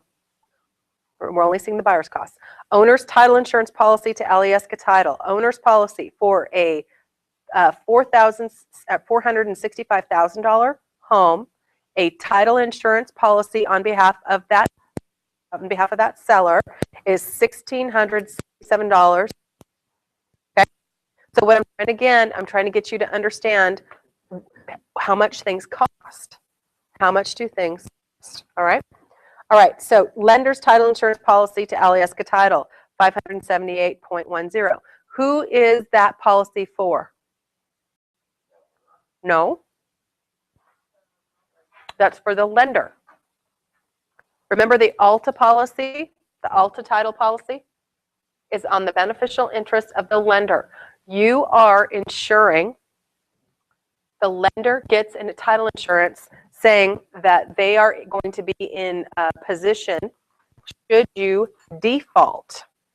Okay, so they get a title insurance policy making sure that property was sold with good and marketable title. Okay? Because if they have to do what?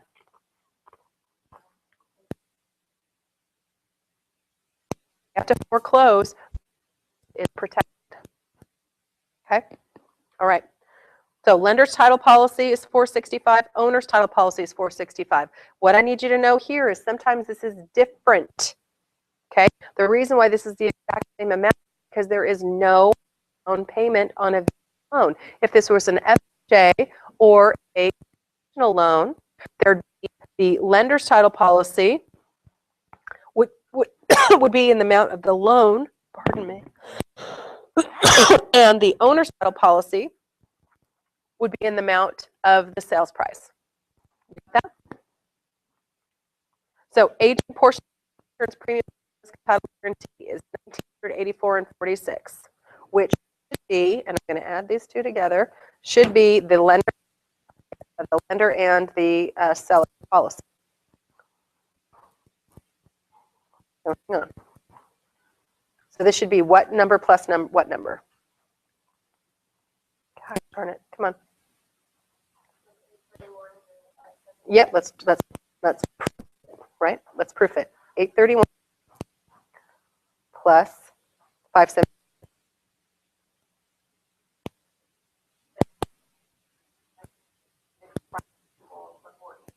What's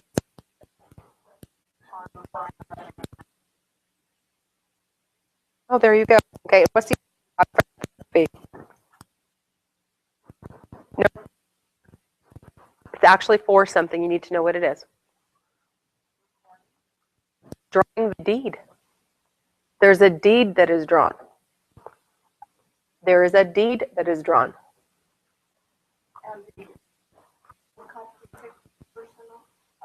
They have somebody on staff. Not on staff. They have somebody on retainer.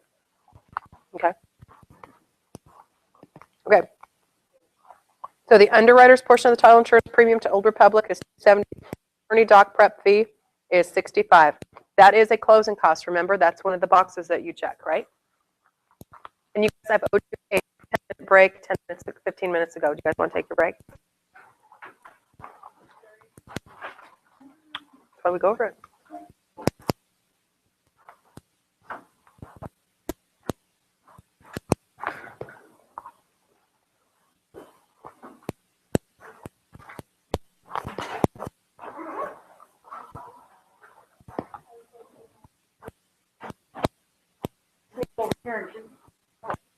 Are you? So you have them?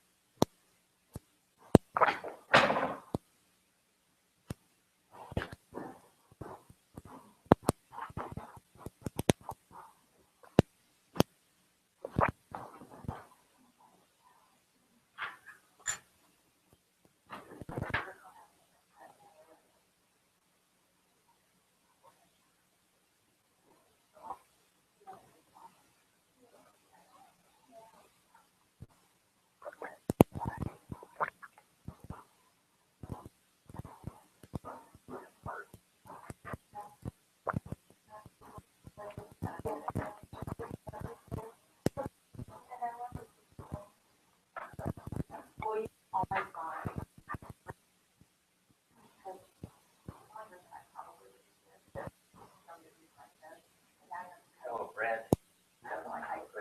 I do know Brad Higginbooth. Is it Higginbotham? Higginbotham?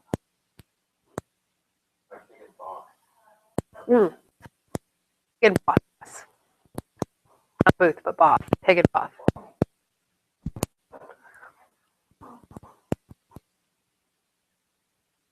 Fine.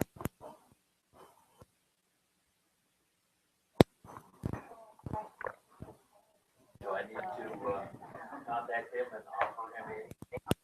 Ask him if he needs anything. You might have to be arranging access for the property.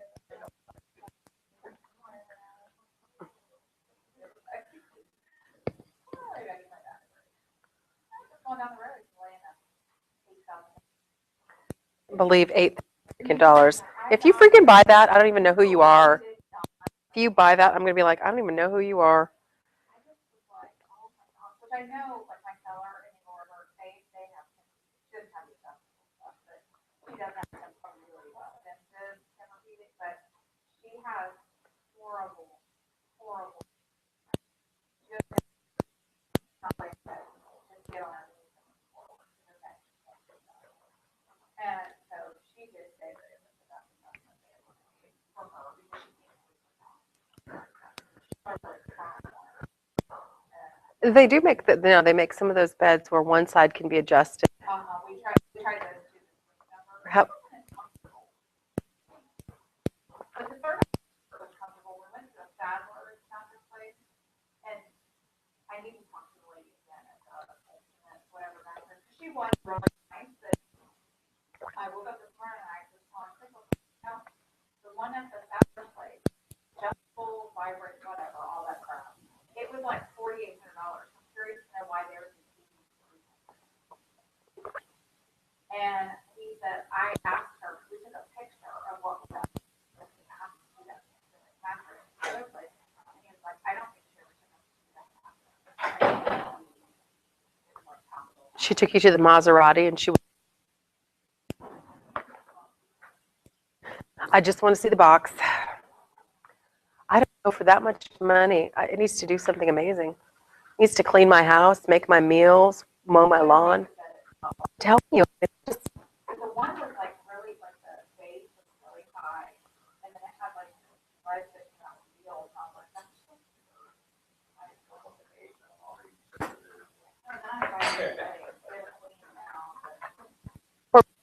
new bedding. Yeah. But I just said, we're gonna buy well, Andrew still has my share. Then I have two.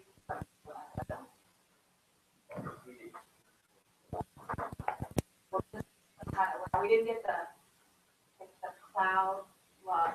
We didn't get that. But she did tell us like the top layer, you can kind of get that off if you get hot, but that's the actual cooling to the pad. That was one of our first questions.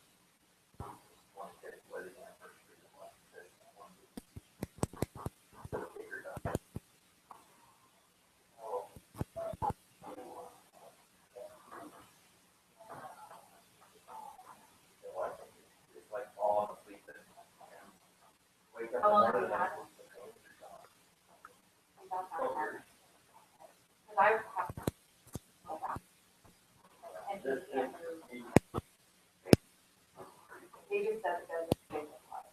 It says the last he was like, But yeah, for 8,000, you don't want to perspective. I don't even think I can't imagine. well, But I just told Lydia, I was like, well, I'm to be honest, we're not people that are going to come in and make a pass. Which we did for an hour and a half got closed, but I was up front about it. well, God, what is her commission? No, I don't know. She did say she tried to sell real estate for about a year, and then she felt like she clawed back too much because that schedule goes for next time acquisition. So she kept on for 20 years. I love it when people say, oh, you get to set your own schedule, or you just go out when you want to, or, oh, you get to work from home. Oh, yeah, you also get to go out and talk at night and blah, blah, blah, and all you did was work when you wanted to. I'd never get out of bed. I worked this hard in my entire life.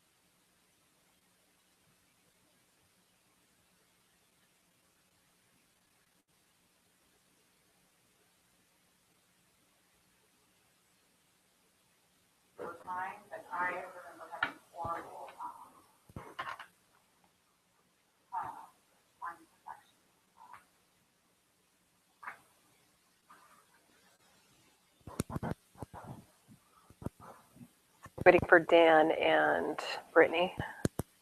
Oh, and Kimberly. Okay, everybody split.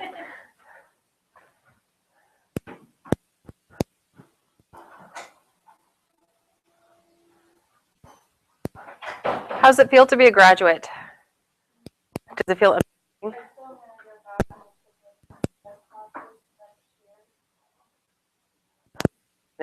Yoga. Yeah, yoga. I took yoga for skiers in college. It's my favorite class. Yoga for skiers. Mm-hmm. Near Teresa was my teacher. I love Near Bar.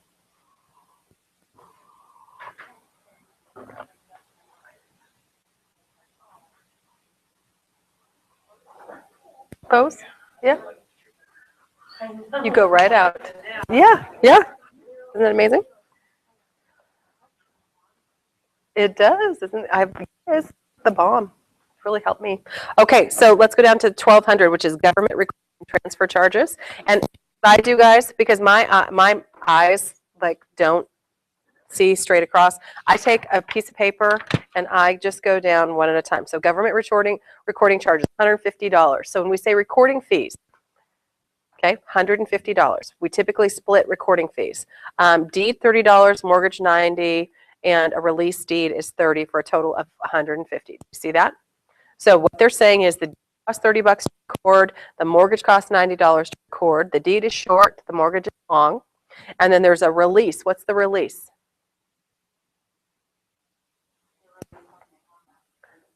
That's the release deed that they're recording that shows that the seller's it is been removed. Yep.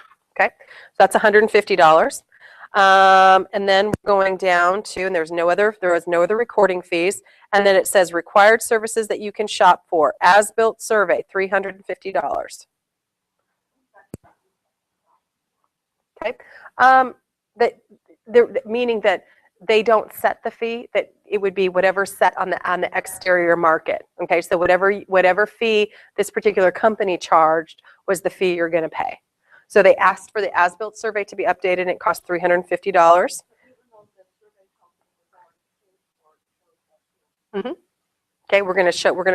We want as many expenses shown on the HUD as possible. Okay, then it says transfer doc prep fee to property management services. So remember, there's a homeowners association for seller's transfer fee under homeowners association costs. This is a $125 fee that we charge to the seller. But sometimes, a lot of times that as-built, if they're having it repriced, That could, yeah, but in this case, it doesn't say paid out of closing. So what they might have done is submit the invoice into closing to be paid. Yep, so that it shows. Yep. Okay, so estimated first half of 2015 property taxes to the municipality of Anchorage. They're paying paid from the seller's funds, $3,609.51. May homeowners dues to West Homeowners Association, $21 to the borrower. And reimbursement for resale certificate, Shell Hensley Real Estate Group. So Shell went actually and paid for the resale certificate herself, and West Park, just so now you know, there's going to be a huge variation on how much resale certificates cost, but West Park's as of April 2015 cost $250. Okay, so that kind of starts to, one of the reasons why I really key into these things is a lot of these expenses are based on sales price. What's based on sales price? Commissions based on sales price. Closing costs are based on sales price. Origination fee is based on sales cost.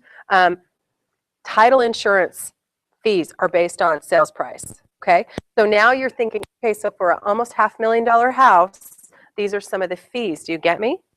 Okay, and then we come down, and then it says total settlement charges for the seller right there, $22,734.51, which includes the $18,750, the $125 transfer fee, the estimated half of 2015's taxes. And now remember, a seller has to pay, this is what I need you to understand, the seller has to pay for the taxes for the amount of time they lived in the house. Okay, So from January to April, they had to estimate what the taxes were going to be, and they prorate them back to the buyer, remember? Because the buyer had to pay for from April until June. Do you get that? So that's how they cleared the first. All right. Any questions on 2 pages? Because now we're going to move forward. Okay, so they comparable charges of the good faith estimate. So when the borrower went in to get this loan, they were given a good faith estimate, right? And there is a requirement now by the Dodd-Frank bill saying that whatever we say that we're going to charge you, there can be very little difference in it. It has to be under a certain amount. Okay. So they told them the estimate on the good estimate was $4,145. That's what they didn't charge them any. Okay. Government recording sales fee. They estimated 44, they turned out to be 150, so there's a small difference there. The appraisal, they thought it was going to be 710, it was only 700. They knew that the credit report was 18 and 18, they knew that the tax service was 78 and 78, and they knew that the flood service was 13 and 13, because those are probably set standard fees that everybody pays. So that should tell you something right now. If these are set standard fees that everybody pays, I'm paying attention to these. These are kind of very normal fees. You could compare them with other lenders, but I'm going to bet you they're going to be like, they charge very similar fees. Okay, and then you've got title service fees. They estimated it was going to be $660. They only charged $1,474. Owner's title, they got right on the money, $1,677 and $1,677. So they estimated $4,300, and what actually ended up being charged was $4,110. So there was they overestimated, which typically makes what half buyer. Well, I'm paying $189 less. Okay, right? So they initial deposit for the escrow, they estimated $5,200. I'm sorry, $5,700. They only collected $3,281. Daily interest, they had an estimate of $372.64, and they actually had more days that they collected at 41.40, 621 based on the closing day. Homeowners insurance, they estimated $620, but USAA only charged $618. Services that you can shop for, they estimated that it was built with $400 and only charged $350. Okay, so here now also this information right here I think is really interesting because this helps you understand payment. So on a $465,000 house for a 30-year fixed interest rate at 3.250, their P&I is $2,023.71. What do I mean by P&I? Not their what? Taxes and insurance. Okay, do you get that? So how much more is their taxes and interest? Over here. So their taxes over here per month were $546.85, and they had three, and they're so 51.55 plus 546.90. So what's their payment? What's their true payment on this house, you guys? You should be able to figure that out. Taxes was $546.90. Homeowners insurance is $51.55 a month. So the payment.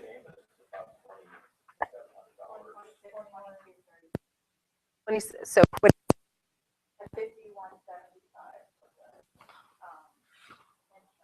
and how much for the taxes?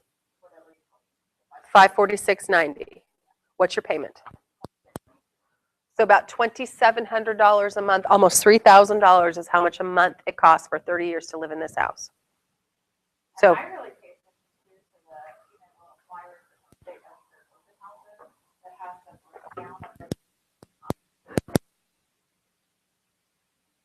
breakdown of to those, what is it?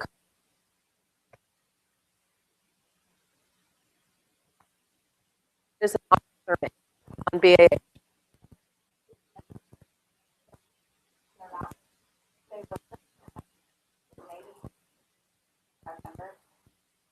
But but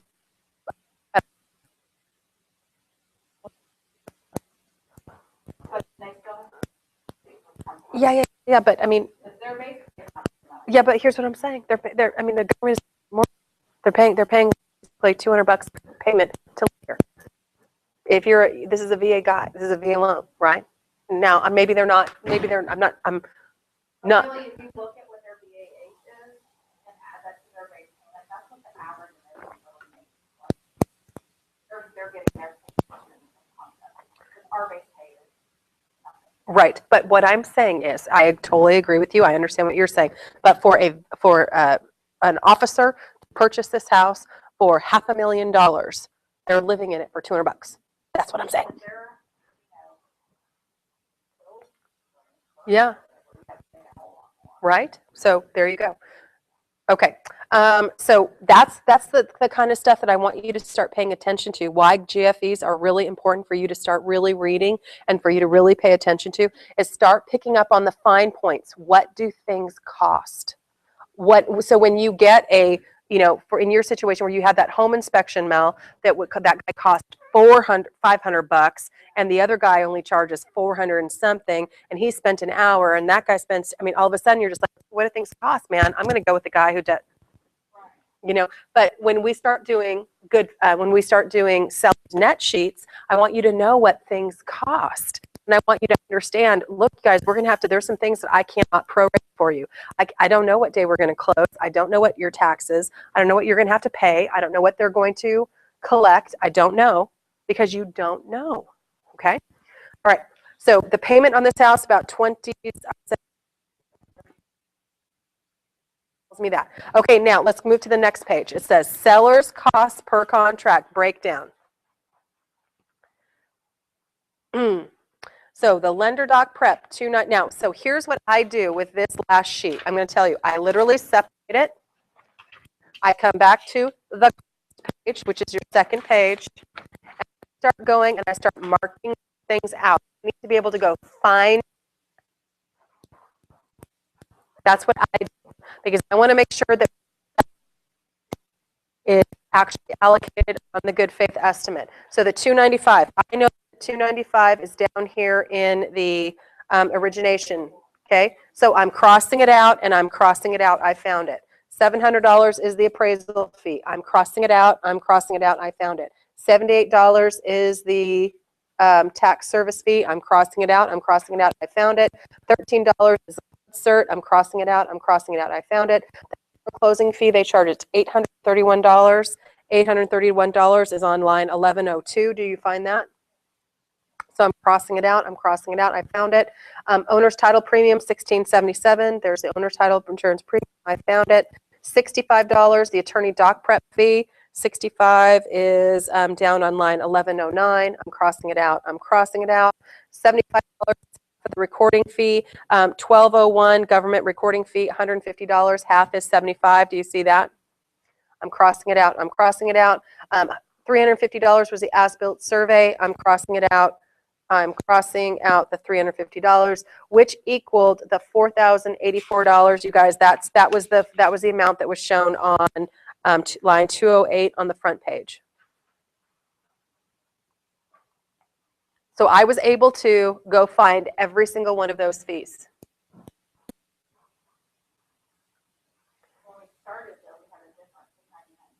No, what I added two things together that didn't equal. Okay, so I didn't. Okay, so now this is actually what the seller paid on behalf of the purchaser. The seller paid their origination fee, $450.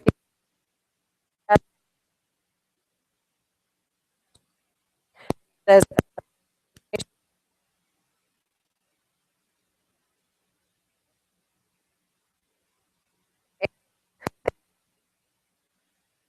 one.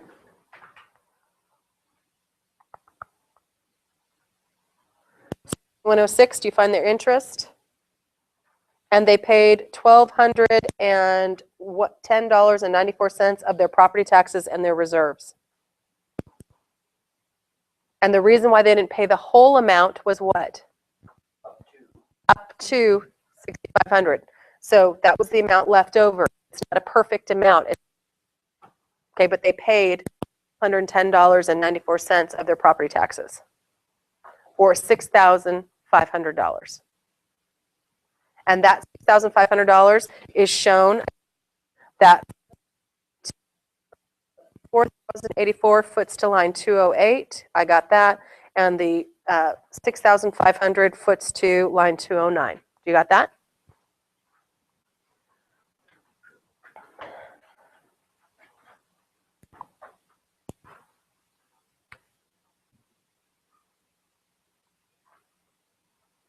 Now, where you might find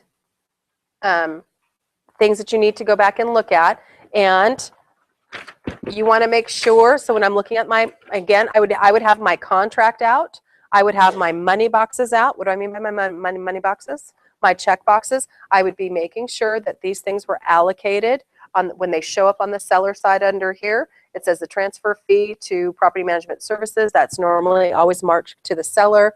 The estimated half taxes, you would not have known that. Do you understand that? You would have not accounted for that.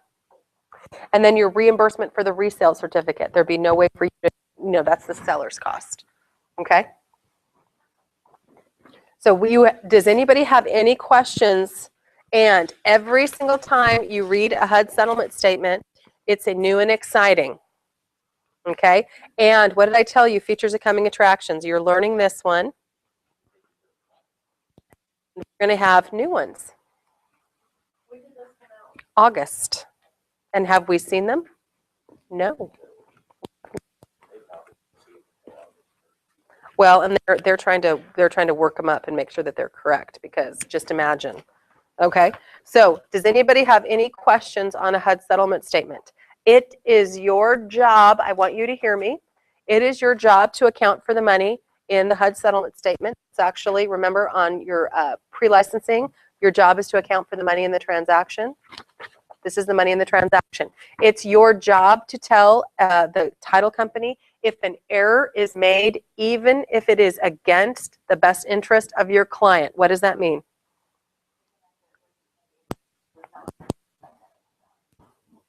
So let's say they charge, instead of charging the $350, they charge to my buyer instead of the seller. The seller would have paid for it. What do I need to do? I need to call them up and tell them you allocated the survey to the wrong party. It's actually the seller paid for that, even though that would have, in theory, made your buyer have to come to the table with less money. It's our job to make sure these are accurate. You have access to this sometimes. This is being printed off the minute you walk in. They are trying to get better about getting these documents to you early, but you need to make sure that you're in contact with the title company and telling them, this is my first closing. I absolutely have to have the HUD a day before, because you're going to want to make an appointment with me and we're going to go over the HUD together. Mm-hmm.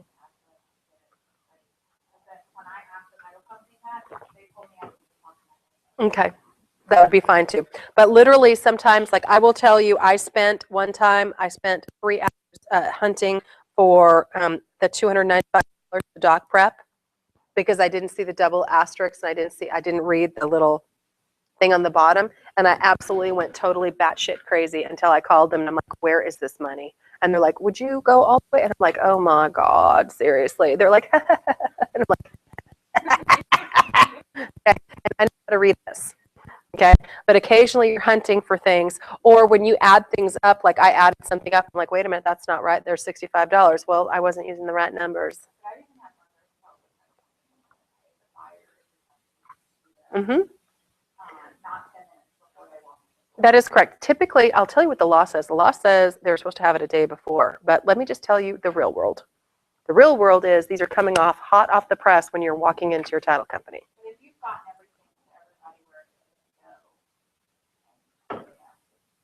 If there's enough time, yes. But I think you heard, who was at the sales meeting?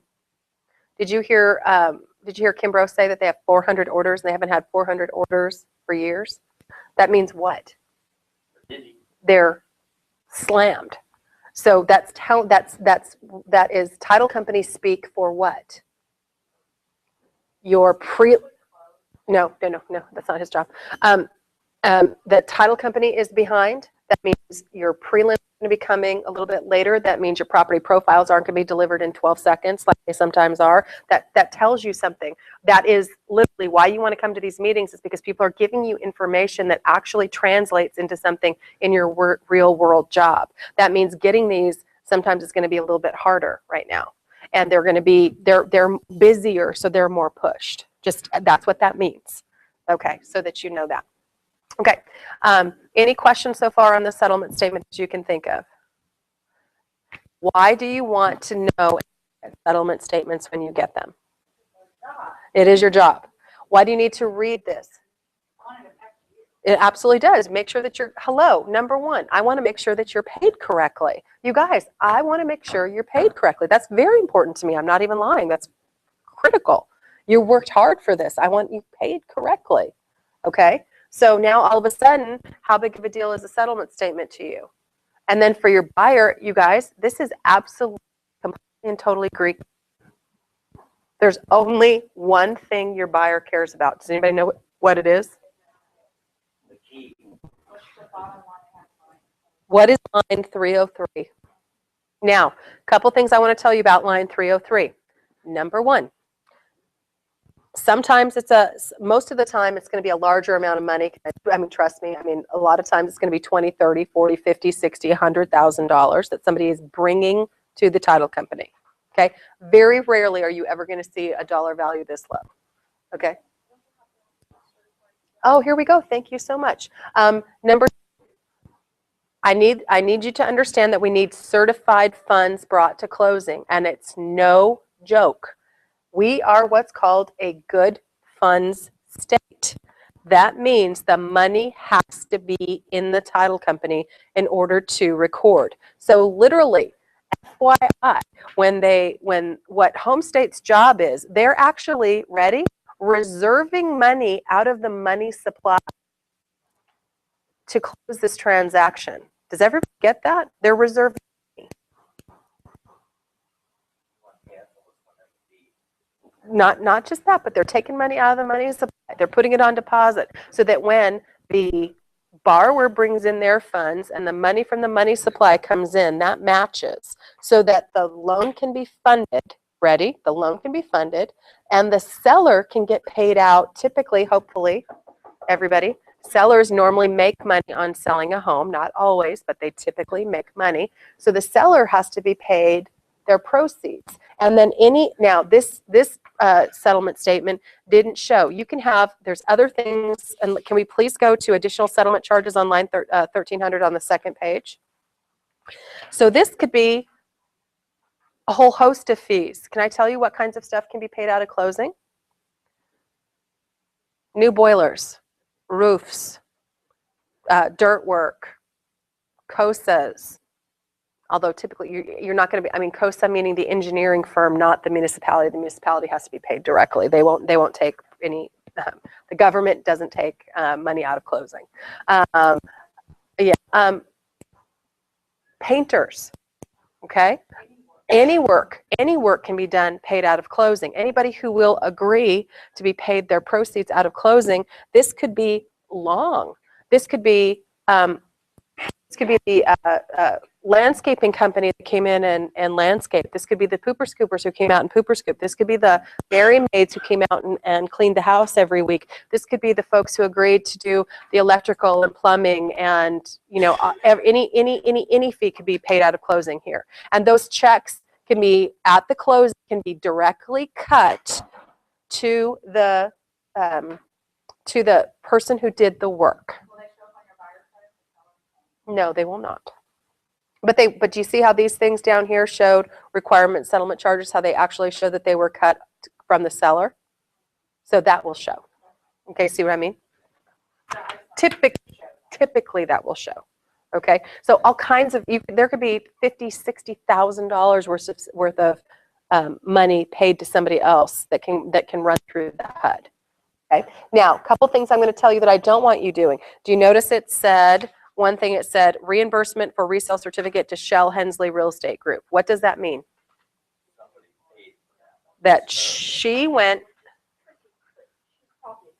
she's her own broker. She can go and do that should she want to. But I'm going to ask you folks in here not to do things like that. I'm requesting you on behalf of our broker. I do not want you paying out of your funds for things on behalf of a transaction. What if it doesn't close? You just bought a resale certificate. And no, you're probably, the seller just thinks you're just being a nice guy. And they don't expect, when you do that kind of stuff, they think that you're doing that as part of your fee. They don't realize it's costing. Correct. So what I'm going to ask you to do is not do things like that. I think is a school of thought in real estate that you have to show your value by you opening up your checkbook. I'm going to tell you from very long experience that sellers don't expect you to prepay for things as long as you tell them on the front end what you think they might cost. I never had a problem telling a seller, I'm going to be coming and collecting from you 2 to 3 checks. I just need to let you know what they are. I'm going to be asking you for a appraisal fee. I'm going to have to take a check to the bank, or you can pay with a credit card. I'm going to ask you for that money. And they're like, okay, I'm going to ask you to pay for a resale certificate. I'm going to ask you, you're going to have to pay for a COSA if it's a well and septic. I'm going to be asking you to go and arrange for these things to be done and paid for. As long as you tell them on the front end, most people are like, okay. It's when you don't tell them that they're going to have to pay for these things, and they're shocked and amazed when they found out what? That there's a bunch of end. Like, well, what do you mean I have to go write a check to the city for $2,000 to get a COSA? Why didn't you tell me that when I listed my property? Do you see that? You want to pay for an appraisal. You know, why didn't, so again, when we sit down with somebody to list their property, what are things that we're talking about? What things cost? I'm telling you, this is what it's going to cost. I'm asking you, is that going to be a problem for you? And some people are going to say, yeah, I'm broke. That is going to be a problem. Now, what are some things that you can choose to do? What's that? You could do that, but I'm going to tell you, please don't do that, because when you start paying things out of your commission, guess what that starts to become? You could put in your listing to the buyer, pay for it. Good on you, right there. Okay, that we're not going to be the seller. You can put under confidential remarks, seller. I don't know if you've seen this. Seller is distressed. Has anybody seen that in their listings yet?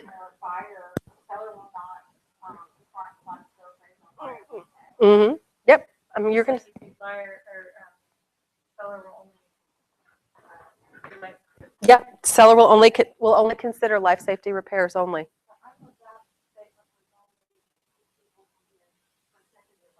Not necessarily. Sometimes somebody is communicating some important information to you. Sometimes they're saying that's all they can afford. Mm-hmm. And sometimes a lot of listing licensees are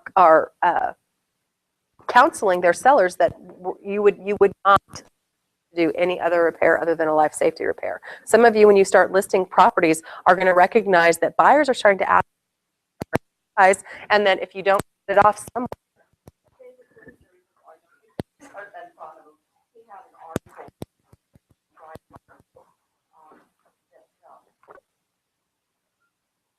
People needed to, that's what it was, that people needed to realize when they're buying a home that was already built, built years ago, they weren't getting a brand new home because they weren't paying for a brand new home. And this was the last step, and you needed to expect that a boss TV. Yep. And, just because the window has some fogging in it doesn't mean that it doesn't still. Correct, or it doesn't mean it doesn't need to be replaced. Yes, sir. Alaska housing got into the finance market specifically because there were so many properties in Alaska that were unfinancable. Absolutely, 100% correct. Condition and the quality of building. Or worse than that, guys really start to think about it. I want you to get out, I spy in your mind's eye. Absolutely. No running water and sewer. Yeah, what's it? It smells bad. Yes, it does. They smell. Smells bad in people's homes. You think kitty litter's a problem. What about honey buckets? That's the part that smells bad. Mm-hmm. They look like mushrooms out there on the river. On top of them, just kind of over. Mm-hmm. Then in the spring when they start to smell. Yeah. Bobcat next door. Yeah, absolutely. Has a million dogs. Yeah, absolutely. It's terrible. So that's the kind of stuff that you guys need. I mean, there's then that's absolutely correct. That's why Alaska actually came into existence. Because people couldn't sell things. Mhm. There was nothing with it. Well, yeah, water and sewer. We can't finance it. It's on pilings. We can't finance this. Toothpicks and toilet steps. Right. Exactly. Yeah. Okay. So you understand. So again, buyer is going to be asked to come in with cash at closing. It needs to be good funds. So we're looking for cashier's check. The money is going to be made payable to the title company. Okay? Not payable to me, not payable to Jack White, payable to the title company. Does everybody get that? So in this instance, the $239.97 is a cashier's check, which means it's what? Good funds, payable to Alyeska Title Company. Okay? And when you get your HUD settlement statement, you're putting out your contract, and then I'm literally taking this document all apart, I'm laying it out, and I'm going through here line by line, and I'm going through and I'm marking and I'm marking, and I make sometimes 2 copies for myself. I sit there with my calculator, I add things up. I have to go sometimes, and I'm the worst. I have to go hunt for small. I mean, I'm very much trained to just go for these totals and not sit here and look at these fees that they're putting over there. And then, of course, I'm never thinking that they would, under the bottom, they would roll up I know that little teeny tiny writing with the dot where they rolled something up. I'm never looking for that. So that's a problem, right? Okay, so do you feel at least comfortable? And one of the things that makes this the most real that I found out, if you're really having a little bit of a hard time getting this, who has purchased a property? Yeah. So if you purchased a property, go pull out your settlement statement and go look and see how things were allocated, because it's a lot different when you're looking at Cody and Ariel's HUD settlement statement, because this isn't real, because it's not your money. But what happens when it is your money? It's a lot different. You're actually like, hey man, how much did I pay for this? What did they pay for? What the hell? I mean, did I get any closing costs? How much did that cost? I actually was looking at mine a while back, and my life, and of course that was ancient. It was in 2000. It actually closing papers actually showed how much the people ended up with. They had a second, but they don't show that anymore, right? No, they'll show that. If you will typically, a lot of times you will not see what the other side made or what they were charged, but sometimes you'll see the full settlement statement. But again, what's your rule of confidentiality? What's the rule of confidentiality? You are never supposed to disclose information on the settlement statement to the detriment of your client till when? Forever, unless what? Or subpoena. Okay. You guys, I'm going to give you a 10-minute break right here, and then we're going to come in for the last half of our class where you get your other hour for your 2 hours of credit.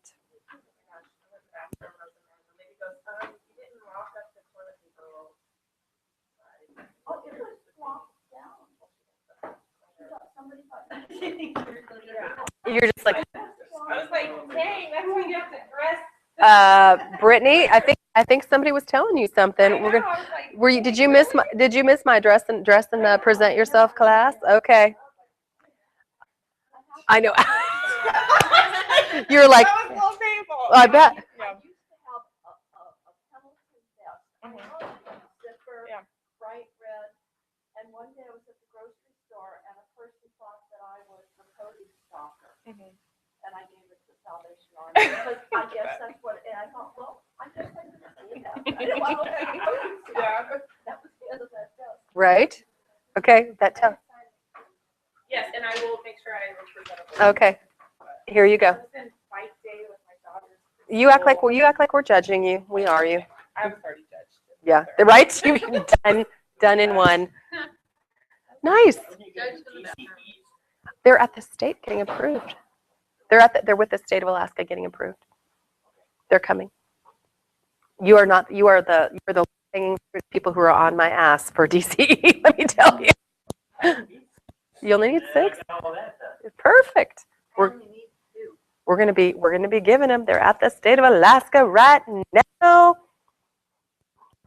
I know. Make sure you put them on the schedule, so I know what they are. They we are absolutely precluded by law to advertise classes that have not been approved. Otherwise, have them scheduled. You can advertise Only after they're approved. I cannot. Yeah, of course. and you Yeah. can.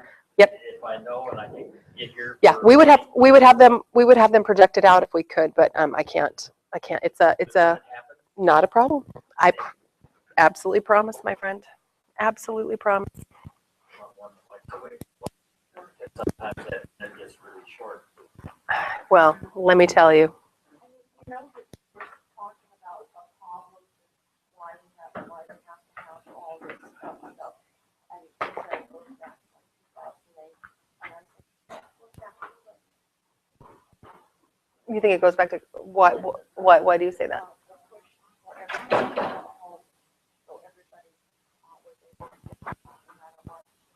Oh, for sure. No, it goes back to Reagan. What are you talking about? It goes back to Reagan. Oh, it goes. It's. It's like everybody. No. The mortgage. No.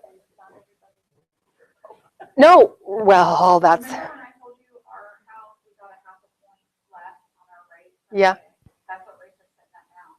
Conventional is 4%, VA is 3.5%. Nice. Interesting. Well, we love our veterans. We love. VA is 3.5%. And a 15-year conventional is 3.5%. I love veterans, I love firemen, and I love police. Absolutely. Do you just like? Depending on where I am in my life. Right. I like them even more. I like them even more. I gotcha.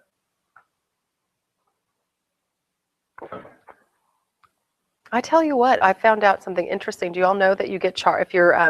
I just found out my mom went to she had a gallbladder attack, and so she went to somebody had to call the ambulance.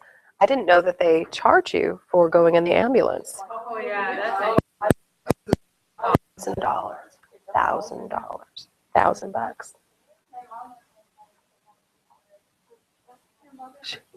She does, but there was still a portion they didn't cover. Oh my gosh, yes, that's stupid. They tried to charge us for a cheap one time. I asked because he was on his blood thinner, and so he stayed cold all the time. And I was like, is there any way to pay for it? I was eating like that. She was like, well, she had a proof for his doctor. I'm like, oh, you mean you're gonna have to pay for it? Mm-hmm. $50 for an ibuprofen. Yeah, $50 for one ibuprofen My tab. mom's had a lot of medical costs over the last year and a half, and yeah, it's like every little thing, so. Whatever you can do yourself, do yourself. Yep. And then I sat there one day and I asked somebody, like, what is this? She goes, well, it's the cost of you going to medical school. And I'm like, I don't need to pay. You pay for you going to medical school. I don't need to pay for that. No, what it is, it's the cost of the uninsured people. You're paying for every single human being who doesn't have insurance, all the money they have to pay. Any insurance company that they can get money from, they do. It is horrible.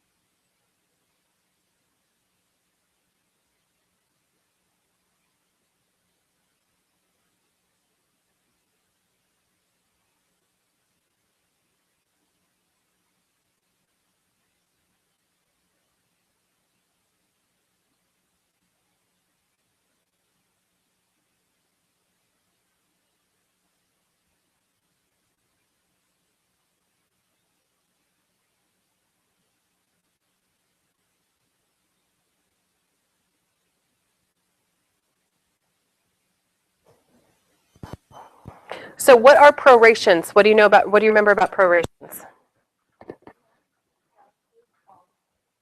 Where the seller has had to pay this, whatever, maybe here, blah, blah, blah.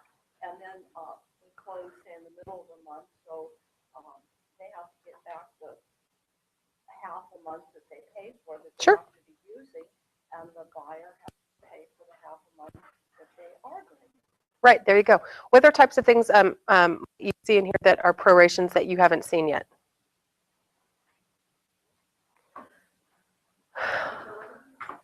Fuel, oil, and fuel tanks. Fuel oil. That can be, and that, you guys, can be very expensive. Mine they did put on the closing, they actually, the buyer actually wrote a check out to me. That was Okay. on mine. Okay. Could be. Yep. We could have that. Fuel in a fuel tank. Prepaid dues. Okay. Sometimes prepaid dues, which you saw taxes being prorated.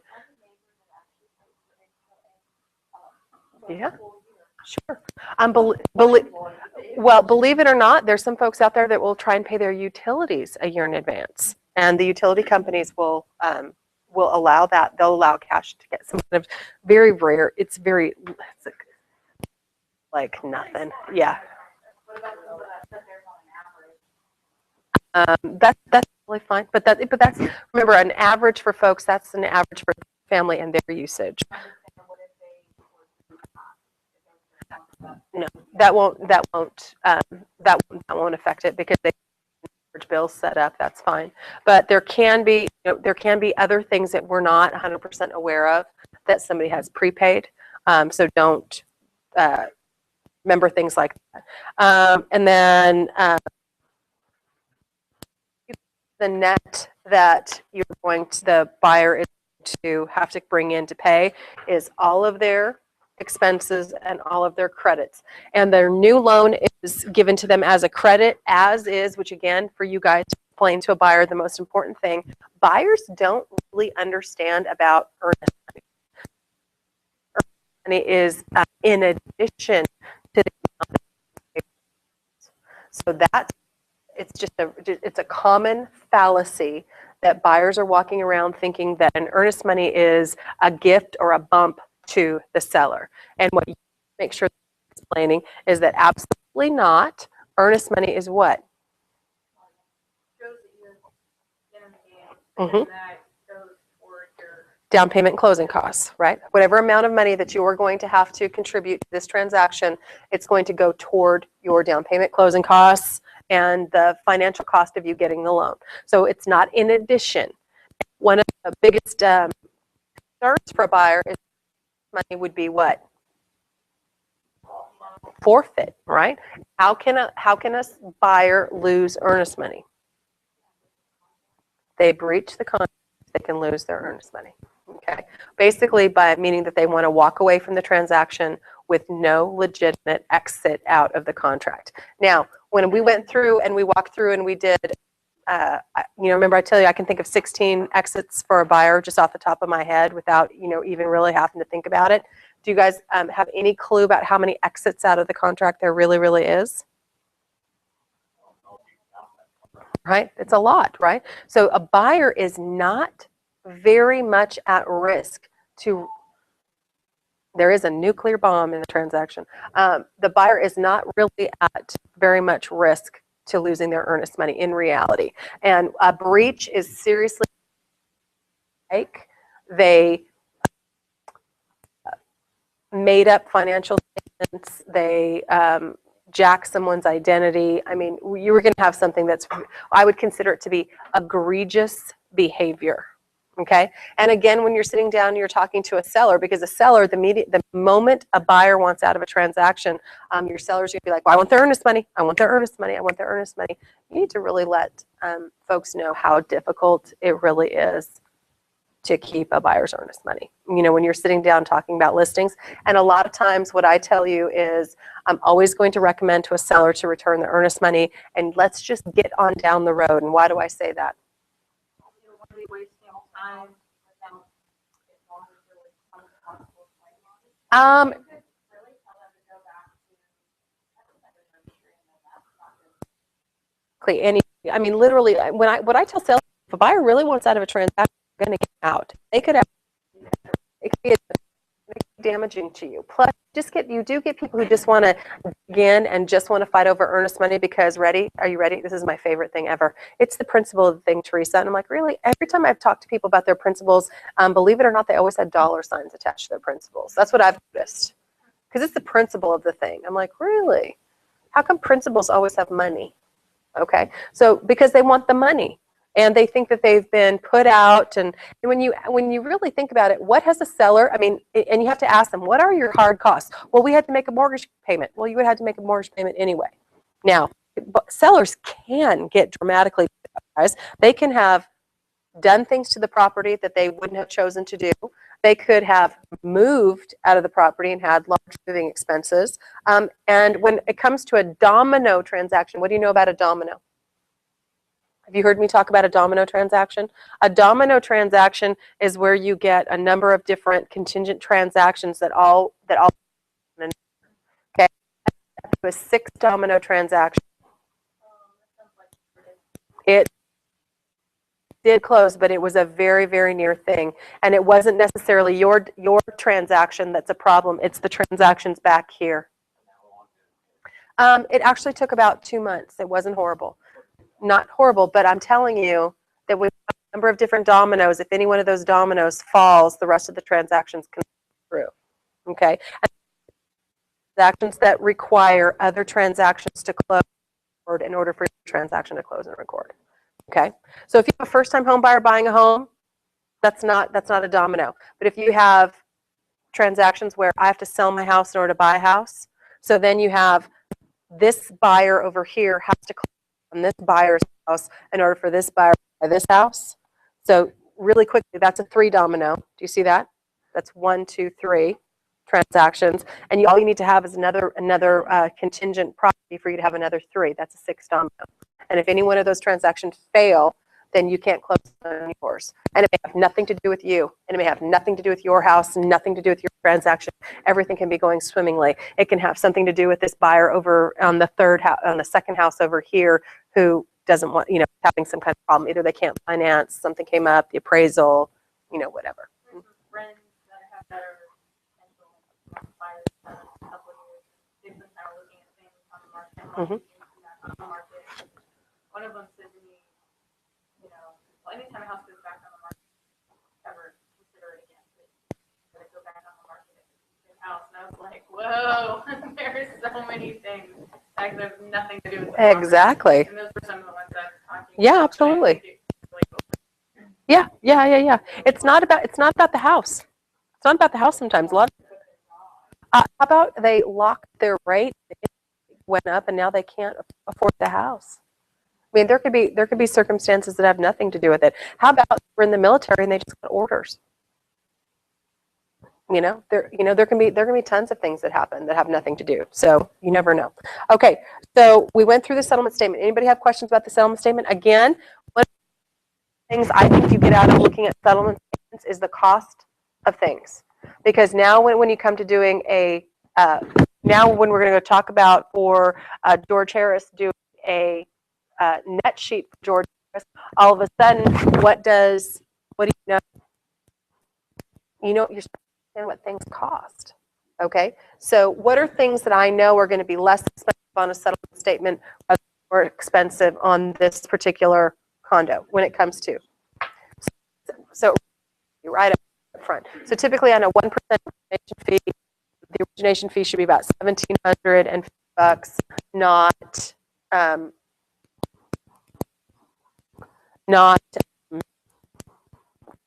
$4,000, right? So you're going to start to see things. What would happen? What would it tell you if, for example, $75,000 condo, you noticed that there was a $4,000 origination fee?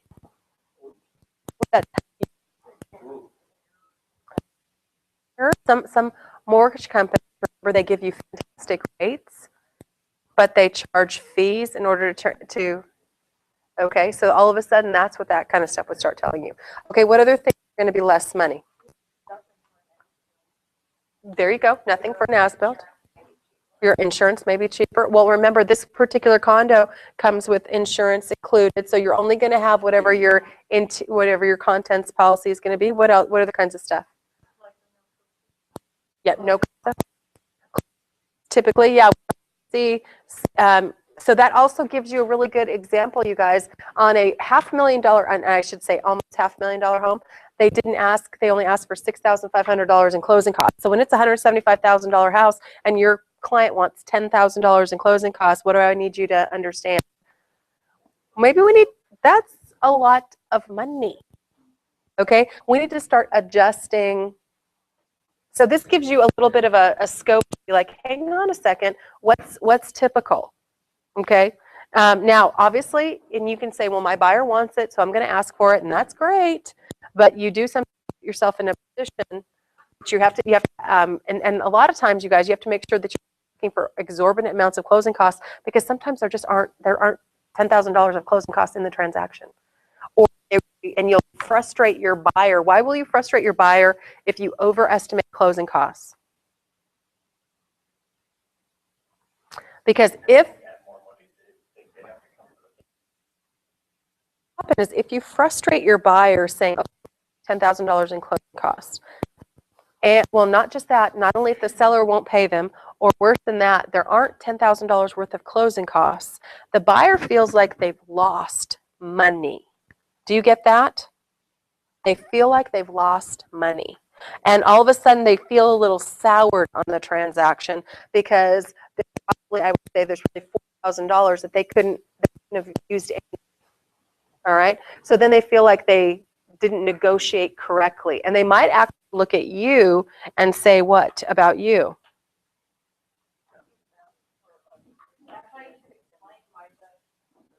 There you go. I could have asked for a reduction in the price of the property. See where I'm at? I could have. You don't know what you're doing. That's what I worry about. People ask for exorbitant amounts of closing costs. I'm like, hang on a second. Now, I will tell you, on a $720,000, a buyer did get $26,000 in closing costs. I think that's right at 3%. Am I correct? 720.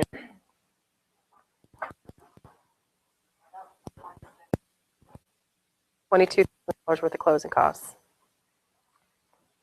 So you see where I'm at? So a buyer.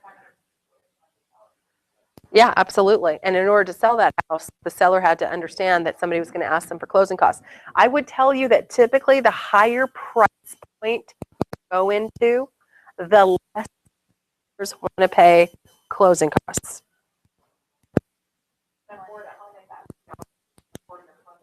Say it again.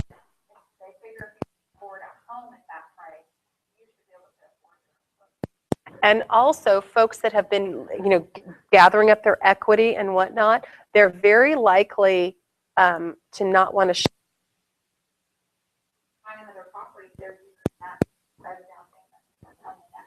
There you go. And then you had said something that was important.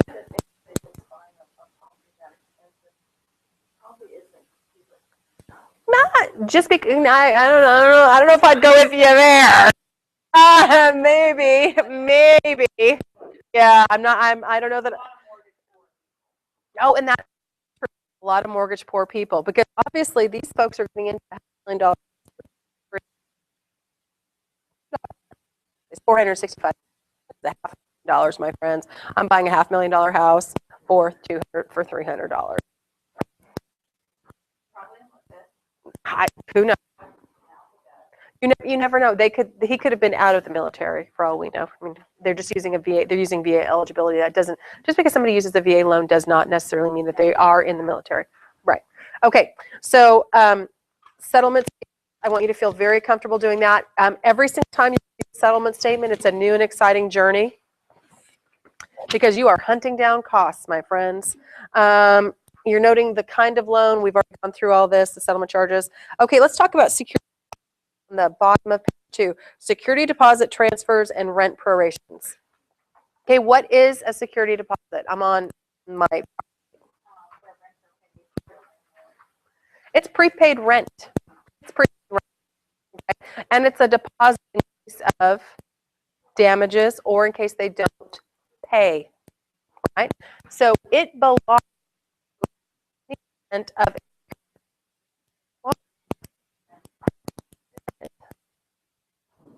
the tenant, okay? Um, there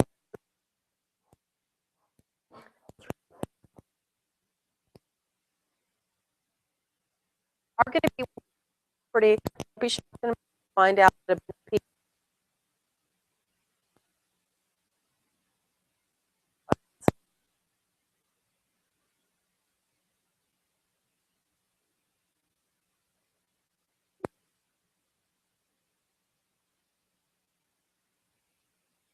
for money. Now, some landlords will use it to make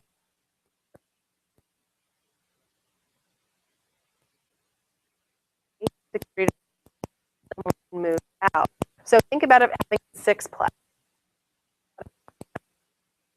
$6,000.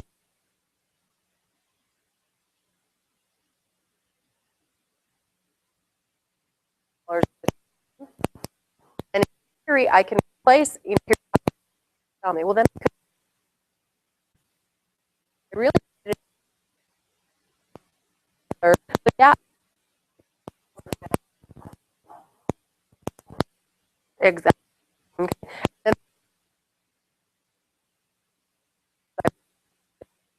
security deposit,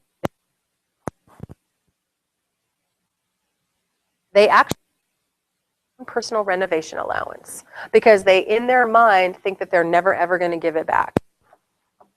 Okay, you've dealt with that. Yeah, so that can jump up and bite folks on the butt. So when you are dealing with multiple properties, one of the things you want to ask your seller is what? Do all your security deposits, and don't be shocked and amazed to find out that that answer is okay. I've already warned you that sometimes they spend them because they are unguaranteed money. Sound like we're supposed to transfer the security deposits to the new owner because that money actually belongs to the tenants. Correct, because leases have to be honored. Okay. You're also going to find other messy, contentious situations where there's been assignments and subleasing, and nobody knows exactly whose security deposit it is. Fun. There's cranky situations like that. But in theory, to sellers on multiple family properties, finding out how much they have on deposit is, and then they need to honor those security deposits. And we want to make sure that they are transferred on the HUD statement. Now, little known, but it's something that has been happening that don't want security deposits on statements. But I'm telling you, as a practice of your business, want security deposits transferred on the settlement statement. And can I tell you why? So there is a 100% record that those security deposits went through. Now, I do understand what some of the banks and some of the lenders are saying, that it appears to be cash money cut back to the buyer. It is for the beneficial interest of the tenant. And we all know on a fourplex or a duplex or a triplex, there's going to be security. Do you see what I'm saying?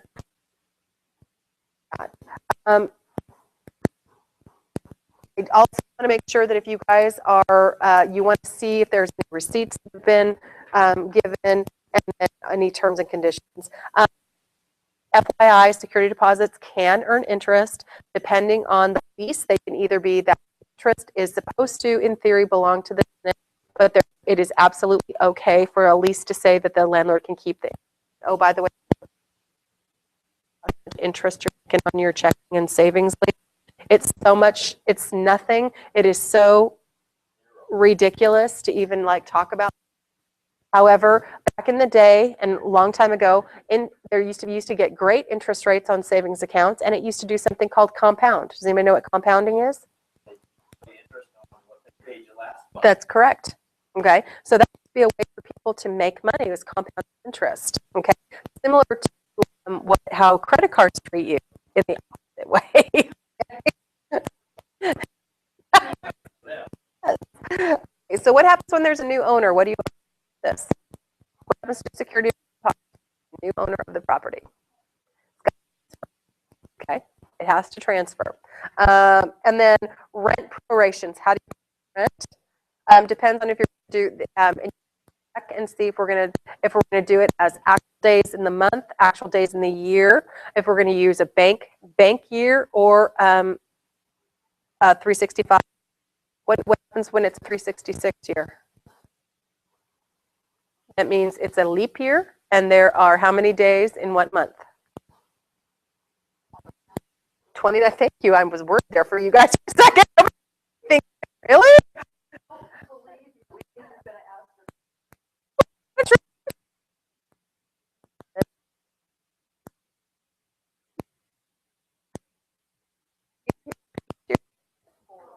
For every 4. Okay. So rent prorations, you're going to do it as a daily rate. Okay. And then if the property is sold, the new owner is responsible for refunding any deposits. The old owner do in 14 days. If the tenant act change deposits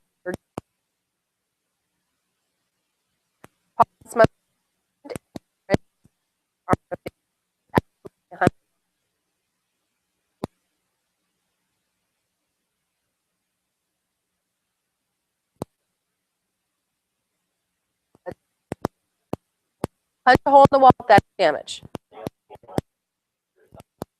Nail hole to take a picture to a property and parrots and cats and parakeets and snakes and planes. Right?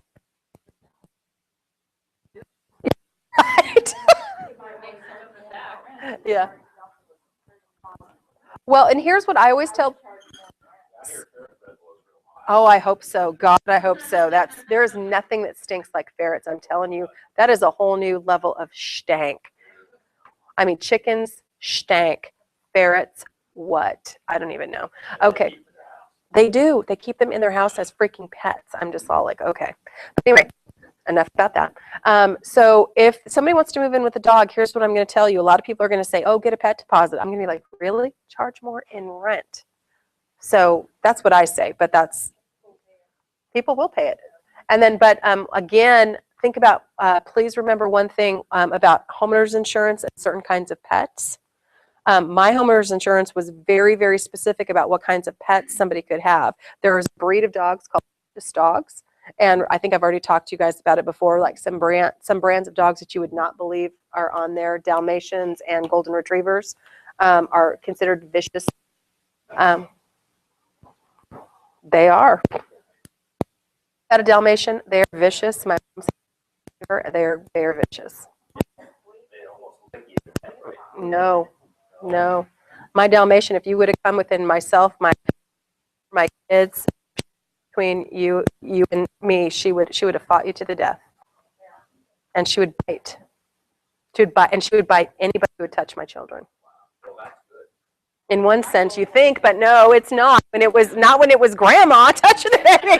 That was not good. And yeah, so you got to be careful. So be careful. You need to know a couple different.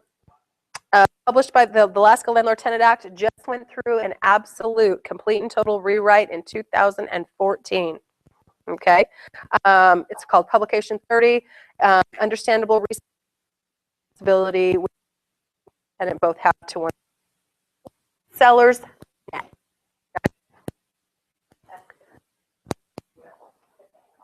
Okay, an estimate. Okay, so what if I was going to take this very same settlement statement? What type of charges?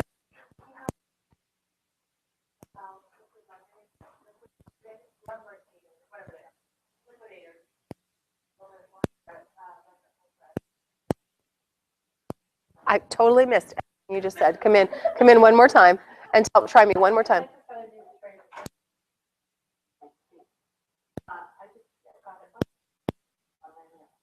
Yes.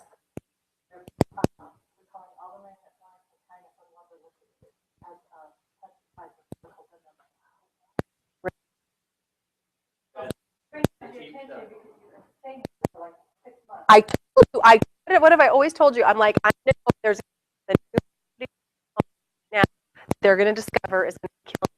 I'm betting it's going to be contaminated. Told you. What did Teresa say? What? Told you it's going to be ripping the crap out of every house it's in. Yeah, thank you. I knew it. Or it's going to be counter tops. Oh, hey. Granite countertops. Oh, there is. There.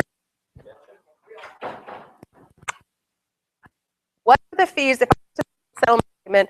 Which fees I have calculated for my seller? What fees could I have told him about for my seller? And where could I have gotten some of the fees? Right? I could have called the bank and say what. So look at the GFE, you guys. There was on the page 3. I'm sorry, on page 5 of the HUD. Do you see where it says good faith estimate? Okay. So good faith estimate. Record fees, the good faith estimate said $44 for the appraisal, $18 report, $70 the tax, $13 for the flood, title insurance, $16.66, and owner's title. So these fees, I could have estimated these. And I sit down with the seller. The very first thing I do, brochures that you guys get when you sit down, and they say the various different loans. Loans, they're HA, and conventional, have different fees that are charged. Okay, so in the case of a VA loan, there are mandatory fees that the seller has to pay on behalf of the purchaser, and in a VA loan, you also need to know that a buyer cannot pay commission. Did you guys know that? Buyer can't pay commission on a VA loan. Isn't that interesting? So when you're going and you're trying to figure some of these expenses, going and talking to a lender on a price point. So we're going to set a price point to list the house, right? So I'm going to list a house for, let's say, $465. I'm going to contact my lender, and I'm going to say, what are your fees to originate this loan for the buyer and the seller? Because number one, I still have to market my property to buyers, right? Buyers have to know how much it's going to cost to purchase that home. That's why we do all those flyers when you sit at open house, because they buyer what kind of down payment and costs, and then it allows you to kind of have a conversation, doesn't it, about in our market area, typical for sellers costs and whatnot. But this gives you, they're still call it a GFE. A lot of people are calling it an estimate of seller's proceeds, or some different sheets. They're going to call it worksheets now. The good faith estimate 20 years. Started calling it work. I'm going to ask from my loan originator, and I'm typically listing appointment. I'm going to fill out a net proceeds for my seller. I want 3 different price points. Okay, why do I want different price points?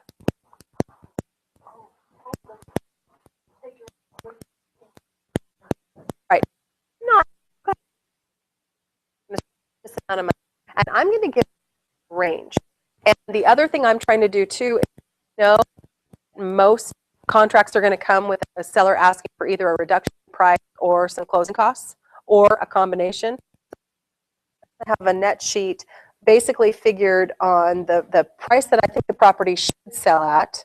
And then if I have a CMA and there's a, you also know that you can just gives you a range. And depending on your situation, think that your property, like I would say, when you did your that Lassen was actually maybe worth more because of the finishes in the property, how well it was maintained, and the unique floor plan. So I think probably the seller and yourself both looked at that property and said, oh my gosh, this is a beautiful home in prestige. It has unique features that aren't really captured in CMA. So they wanted to list their property at, was it higher or lower than you wanted?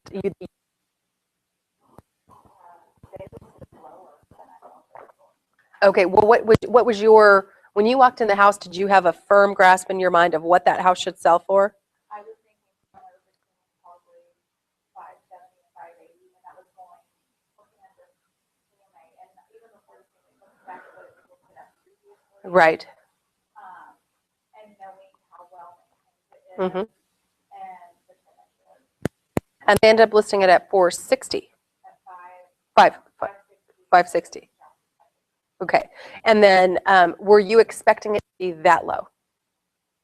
Okay. And what do you think, or what are you aware of, and what am I aware of that is causing that push on that price?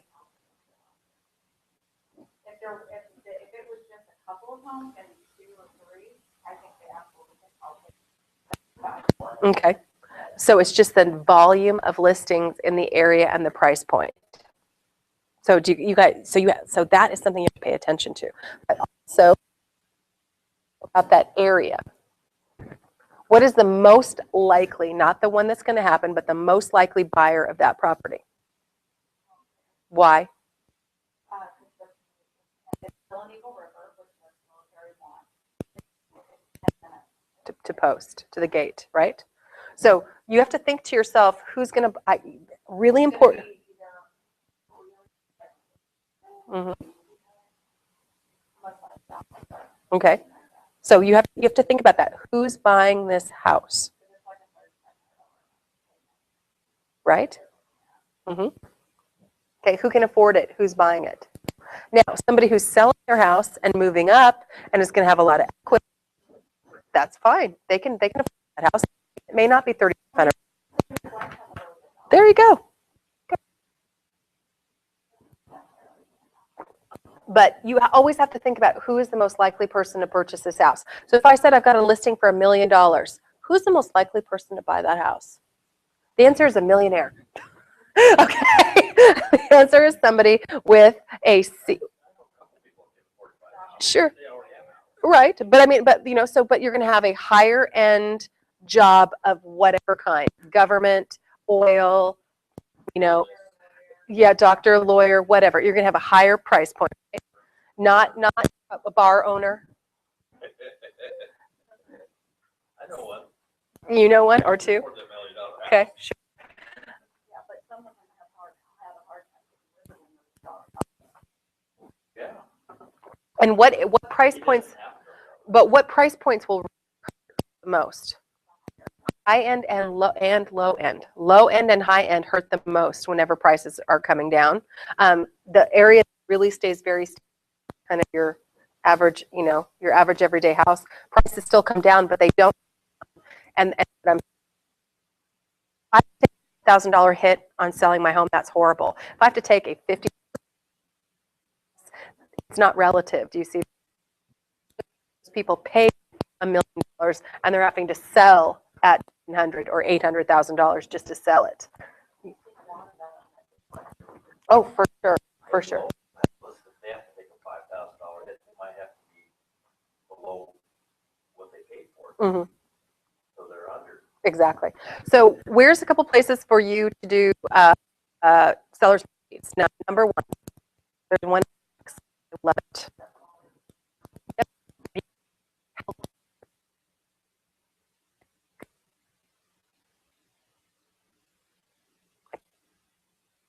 But I think they call it an estimate of buyer and seller.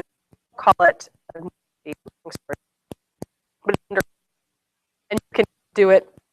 I would never do an estimate. I would never estimate for buyer's costs. Why? No. Nope. And who's going to do it for them? The lender. So I don't talk to moralities about what things cost, right? But I'm not going to talk to them about what their actual they're absolutely specific. Hopefully, but when I'm talking to somebody just at an open house, Okay, I'm going to be talking to them about showing them the flyer. And now, other thing that I need to make sure that you don't do on mistake is it used to be a million years ago, we used to only look at men and ask them whether or not they had VA eligibility. It is a bad day for you not to ask a woman whether or not she served in the military today. Okay. Do you guys remember Paige upstairs? Paige.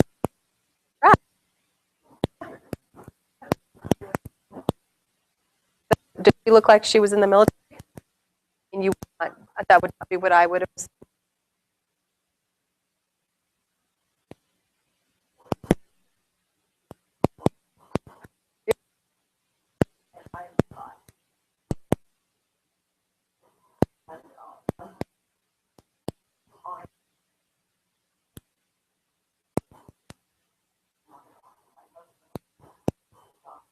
Right.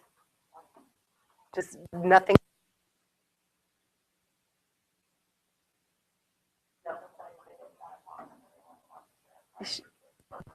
Yeah, yeah. Well, but I'm just be very careful. Don't assume.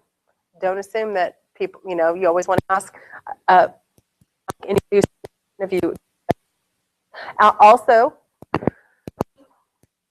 My daughter and her.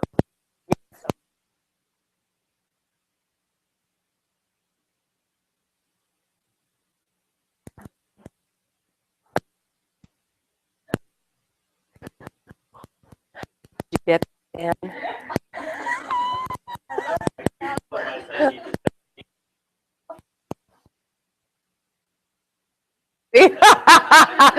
Be prepared, girl. Okay. What are things that typically going to pay for net? So what are things that they're going to pay for? It is now appraisal and a seller paid for appraisal. What have you heard us talk about in our market area appraisals? What's that? That is correct. So in our market area, sellers pay for appraisals. However, absolutely not for the rest of the contiguous United States is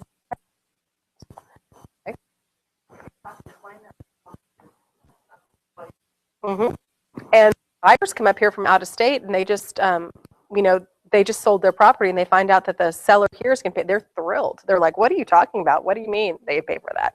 But please don't act like it's a God-given right for a seller to pay for appraisal. Not, no, they're paying for it. Whereas in the lower 40, the buyer and pay. Right, I know that's same year though. Not and a lot some contracts that feel right will say the buyer will front the cost and be reimbursed at closing. What I'm saying is it's very unusual. Right. Okay. So knowing that, and that there's been a trend, and FYI, I want you to know this, and you're starting to see it now. There's a lot of pushback from sellers today. Why are we paying for appraisals? Why don't we get the buyer to pay for an appraisal? So a lot of times sellers are saying, you're going to have to pay for your own appraisal. And I think you ought to look at new construction. You're going to see on new construction, the builder saying only pay for an appraisal update. Okay, one, not any more than that. So be careful with that. So appraisals is one of those costs that a seller, you can negotiate, but you would want to tell a seller it is typical in the Anchorage market area for the seller to pay for the appraisal. You could ask the buyer to upfront the appraisal and to be credited back at closing. What does the credited back at closing protect them for? They don't have to pay it if they close. They don't have to pay it if they don't close. Because what you need to do is that appraisal loan specific. What do I mean loan specific? FHA. Okay, I used to be able to take an FHA or a VA and I could switch them. And you could never switch a conventional to a government, but you could always, if a VA buyer became an FHA buyer, you could use the same appraisal. Now you cannot. Okay, so you need to know that, which is why we're so careful with it. That's the other reason why we don't order appraisals until we know that we're moving forward in the transaction. Okay, So what else, what other kinds of fees are a seller going to typically pay for? Home repairs, there you go. How are we going to, no idea. Cannot estimate that amount. And that's exactly what I need you to be saying. Okay? I cannot estimate. I have no basis of estimating repairs that they're going to make. Okay? What's another thing that you can't estimate? Expirations we're not going to estimate. What else? No, unless I have a payout on their mortgage, I don't know what they're going to receive back from their impound account. I have no idea what they're going to receive back, so I don't estimate. Okay? Things that I can facts. I can call them. What's that? There you go. Flood cert. There you go. Okay. I can call. I should have a schedule of title insurance costs, right? And I should know how much a closing, how much I charge for closing. As built, you don't know what somebody's going to charge, because calling you can get an update to an as built. Some really old, like, oh my God, he had a home built 1940 something. He was still alive in 1997. I think he's still alive today, and I think he's still doing as builts. I wish. You can call and find out but some of these engineering companies are no longer in business. Some of the as-built surveyors don't exist anymore, and you're going to have to get an entirely new as-built survey done. Okay, does that make sense versus an update?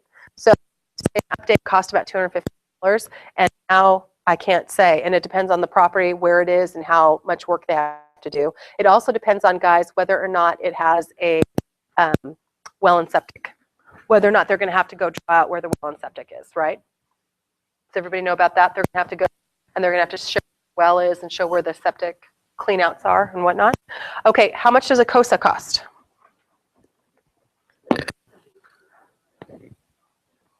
And then how much does a septic or new well cost?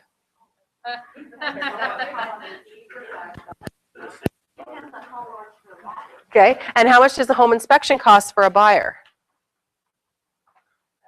Depends on the volume of the building, for one. Depends on the size. Did it for two. Okay, and then what else? How much you pissed him off when You're good. Totally good. Okay.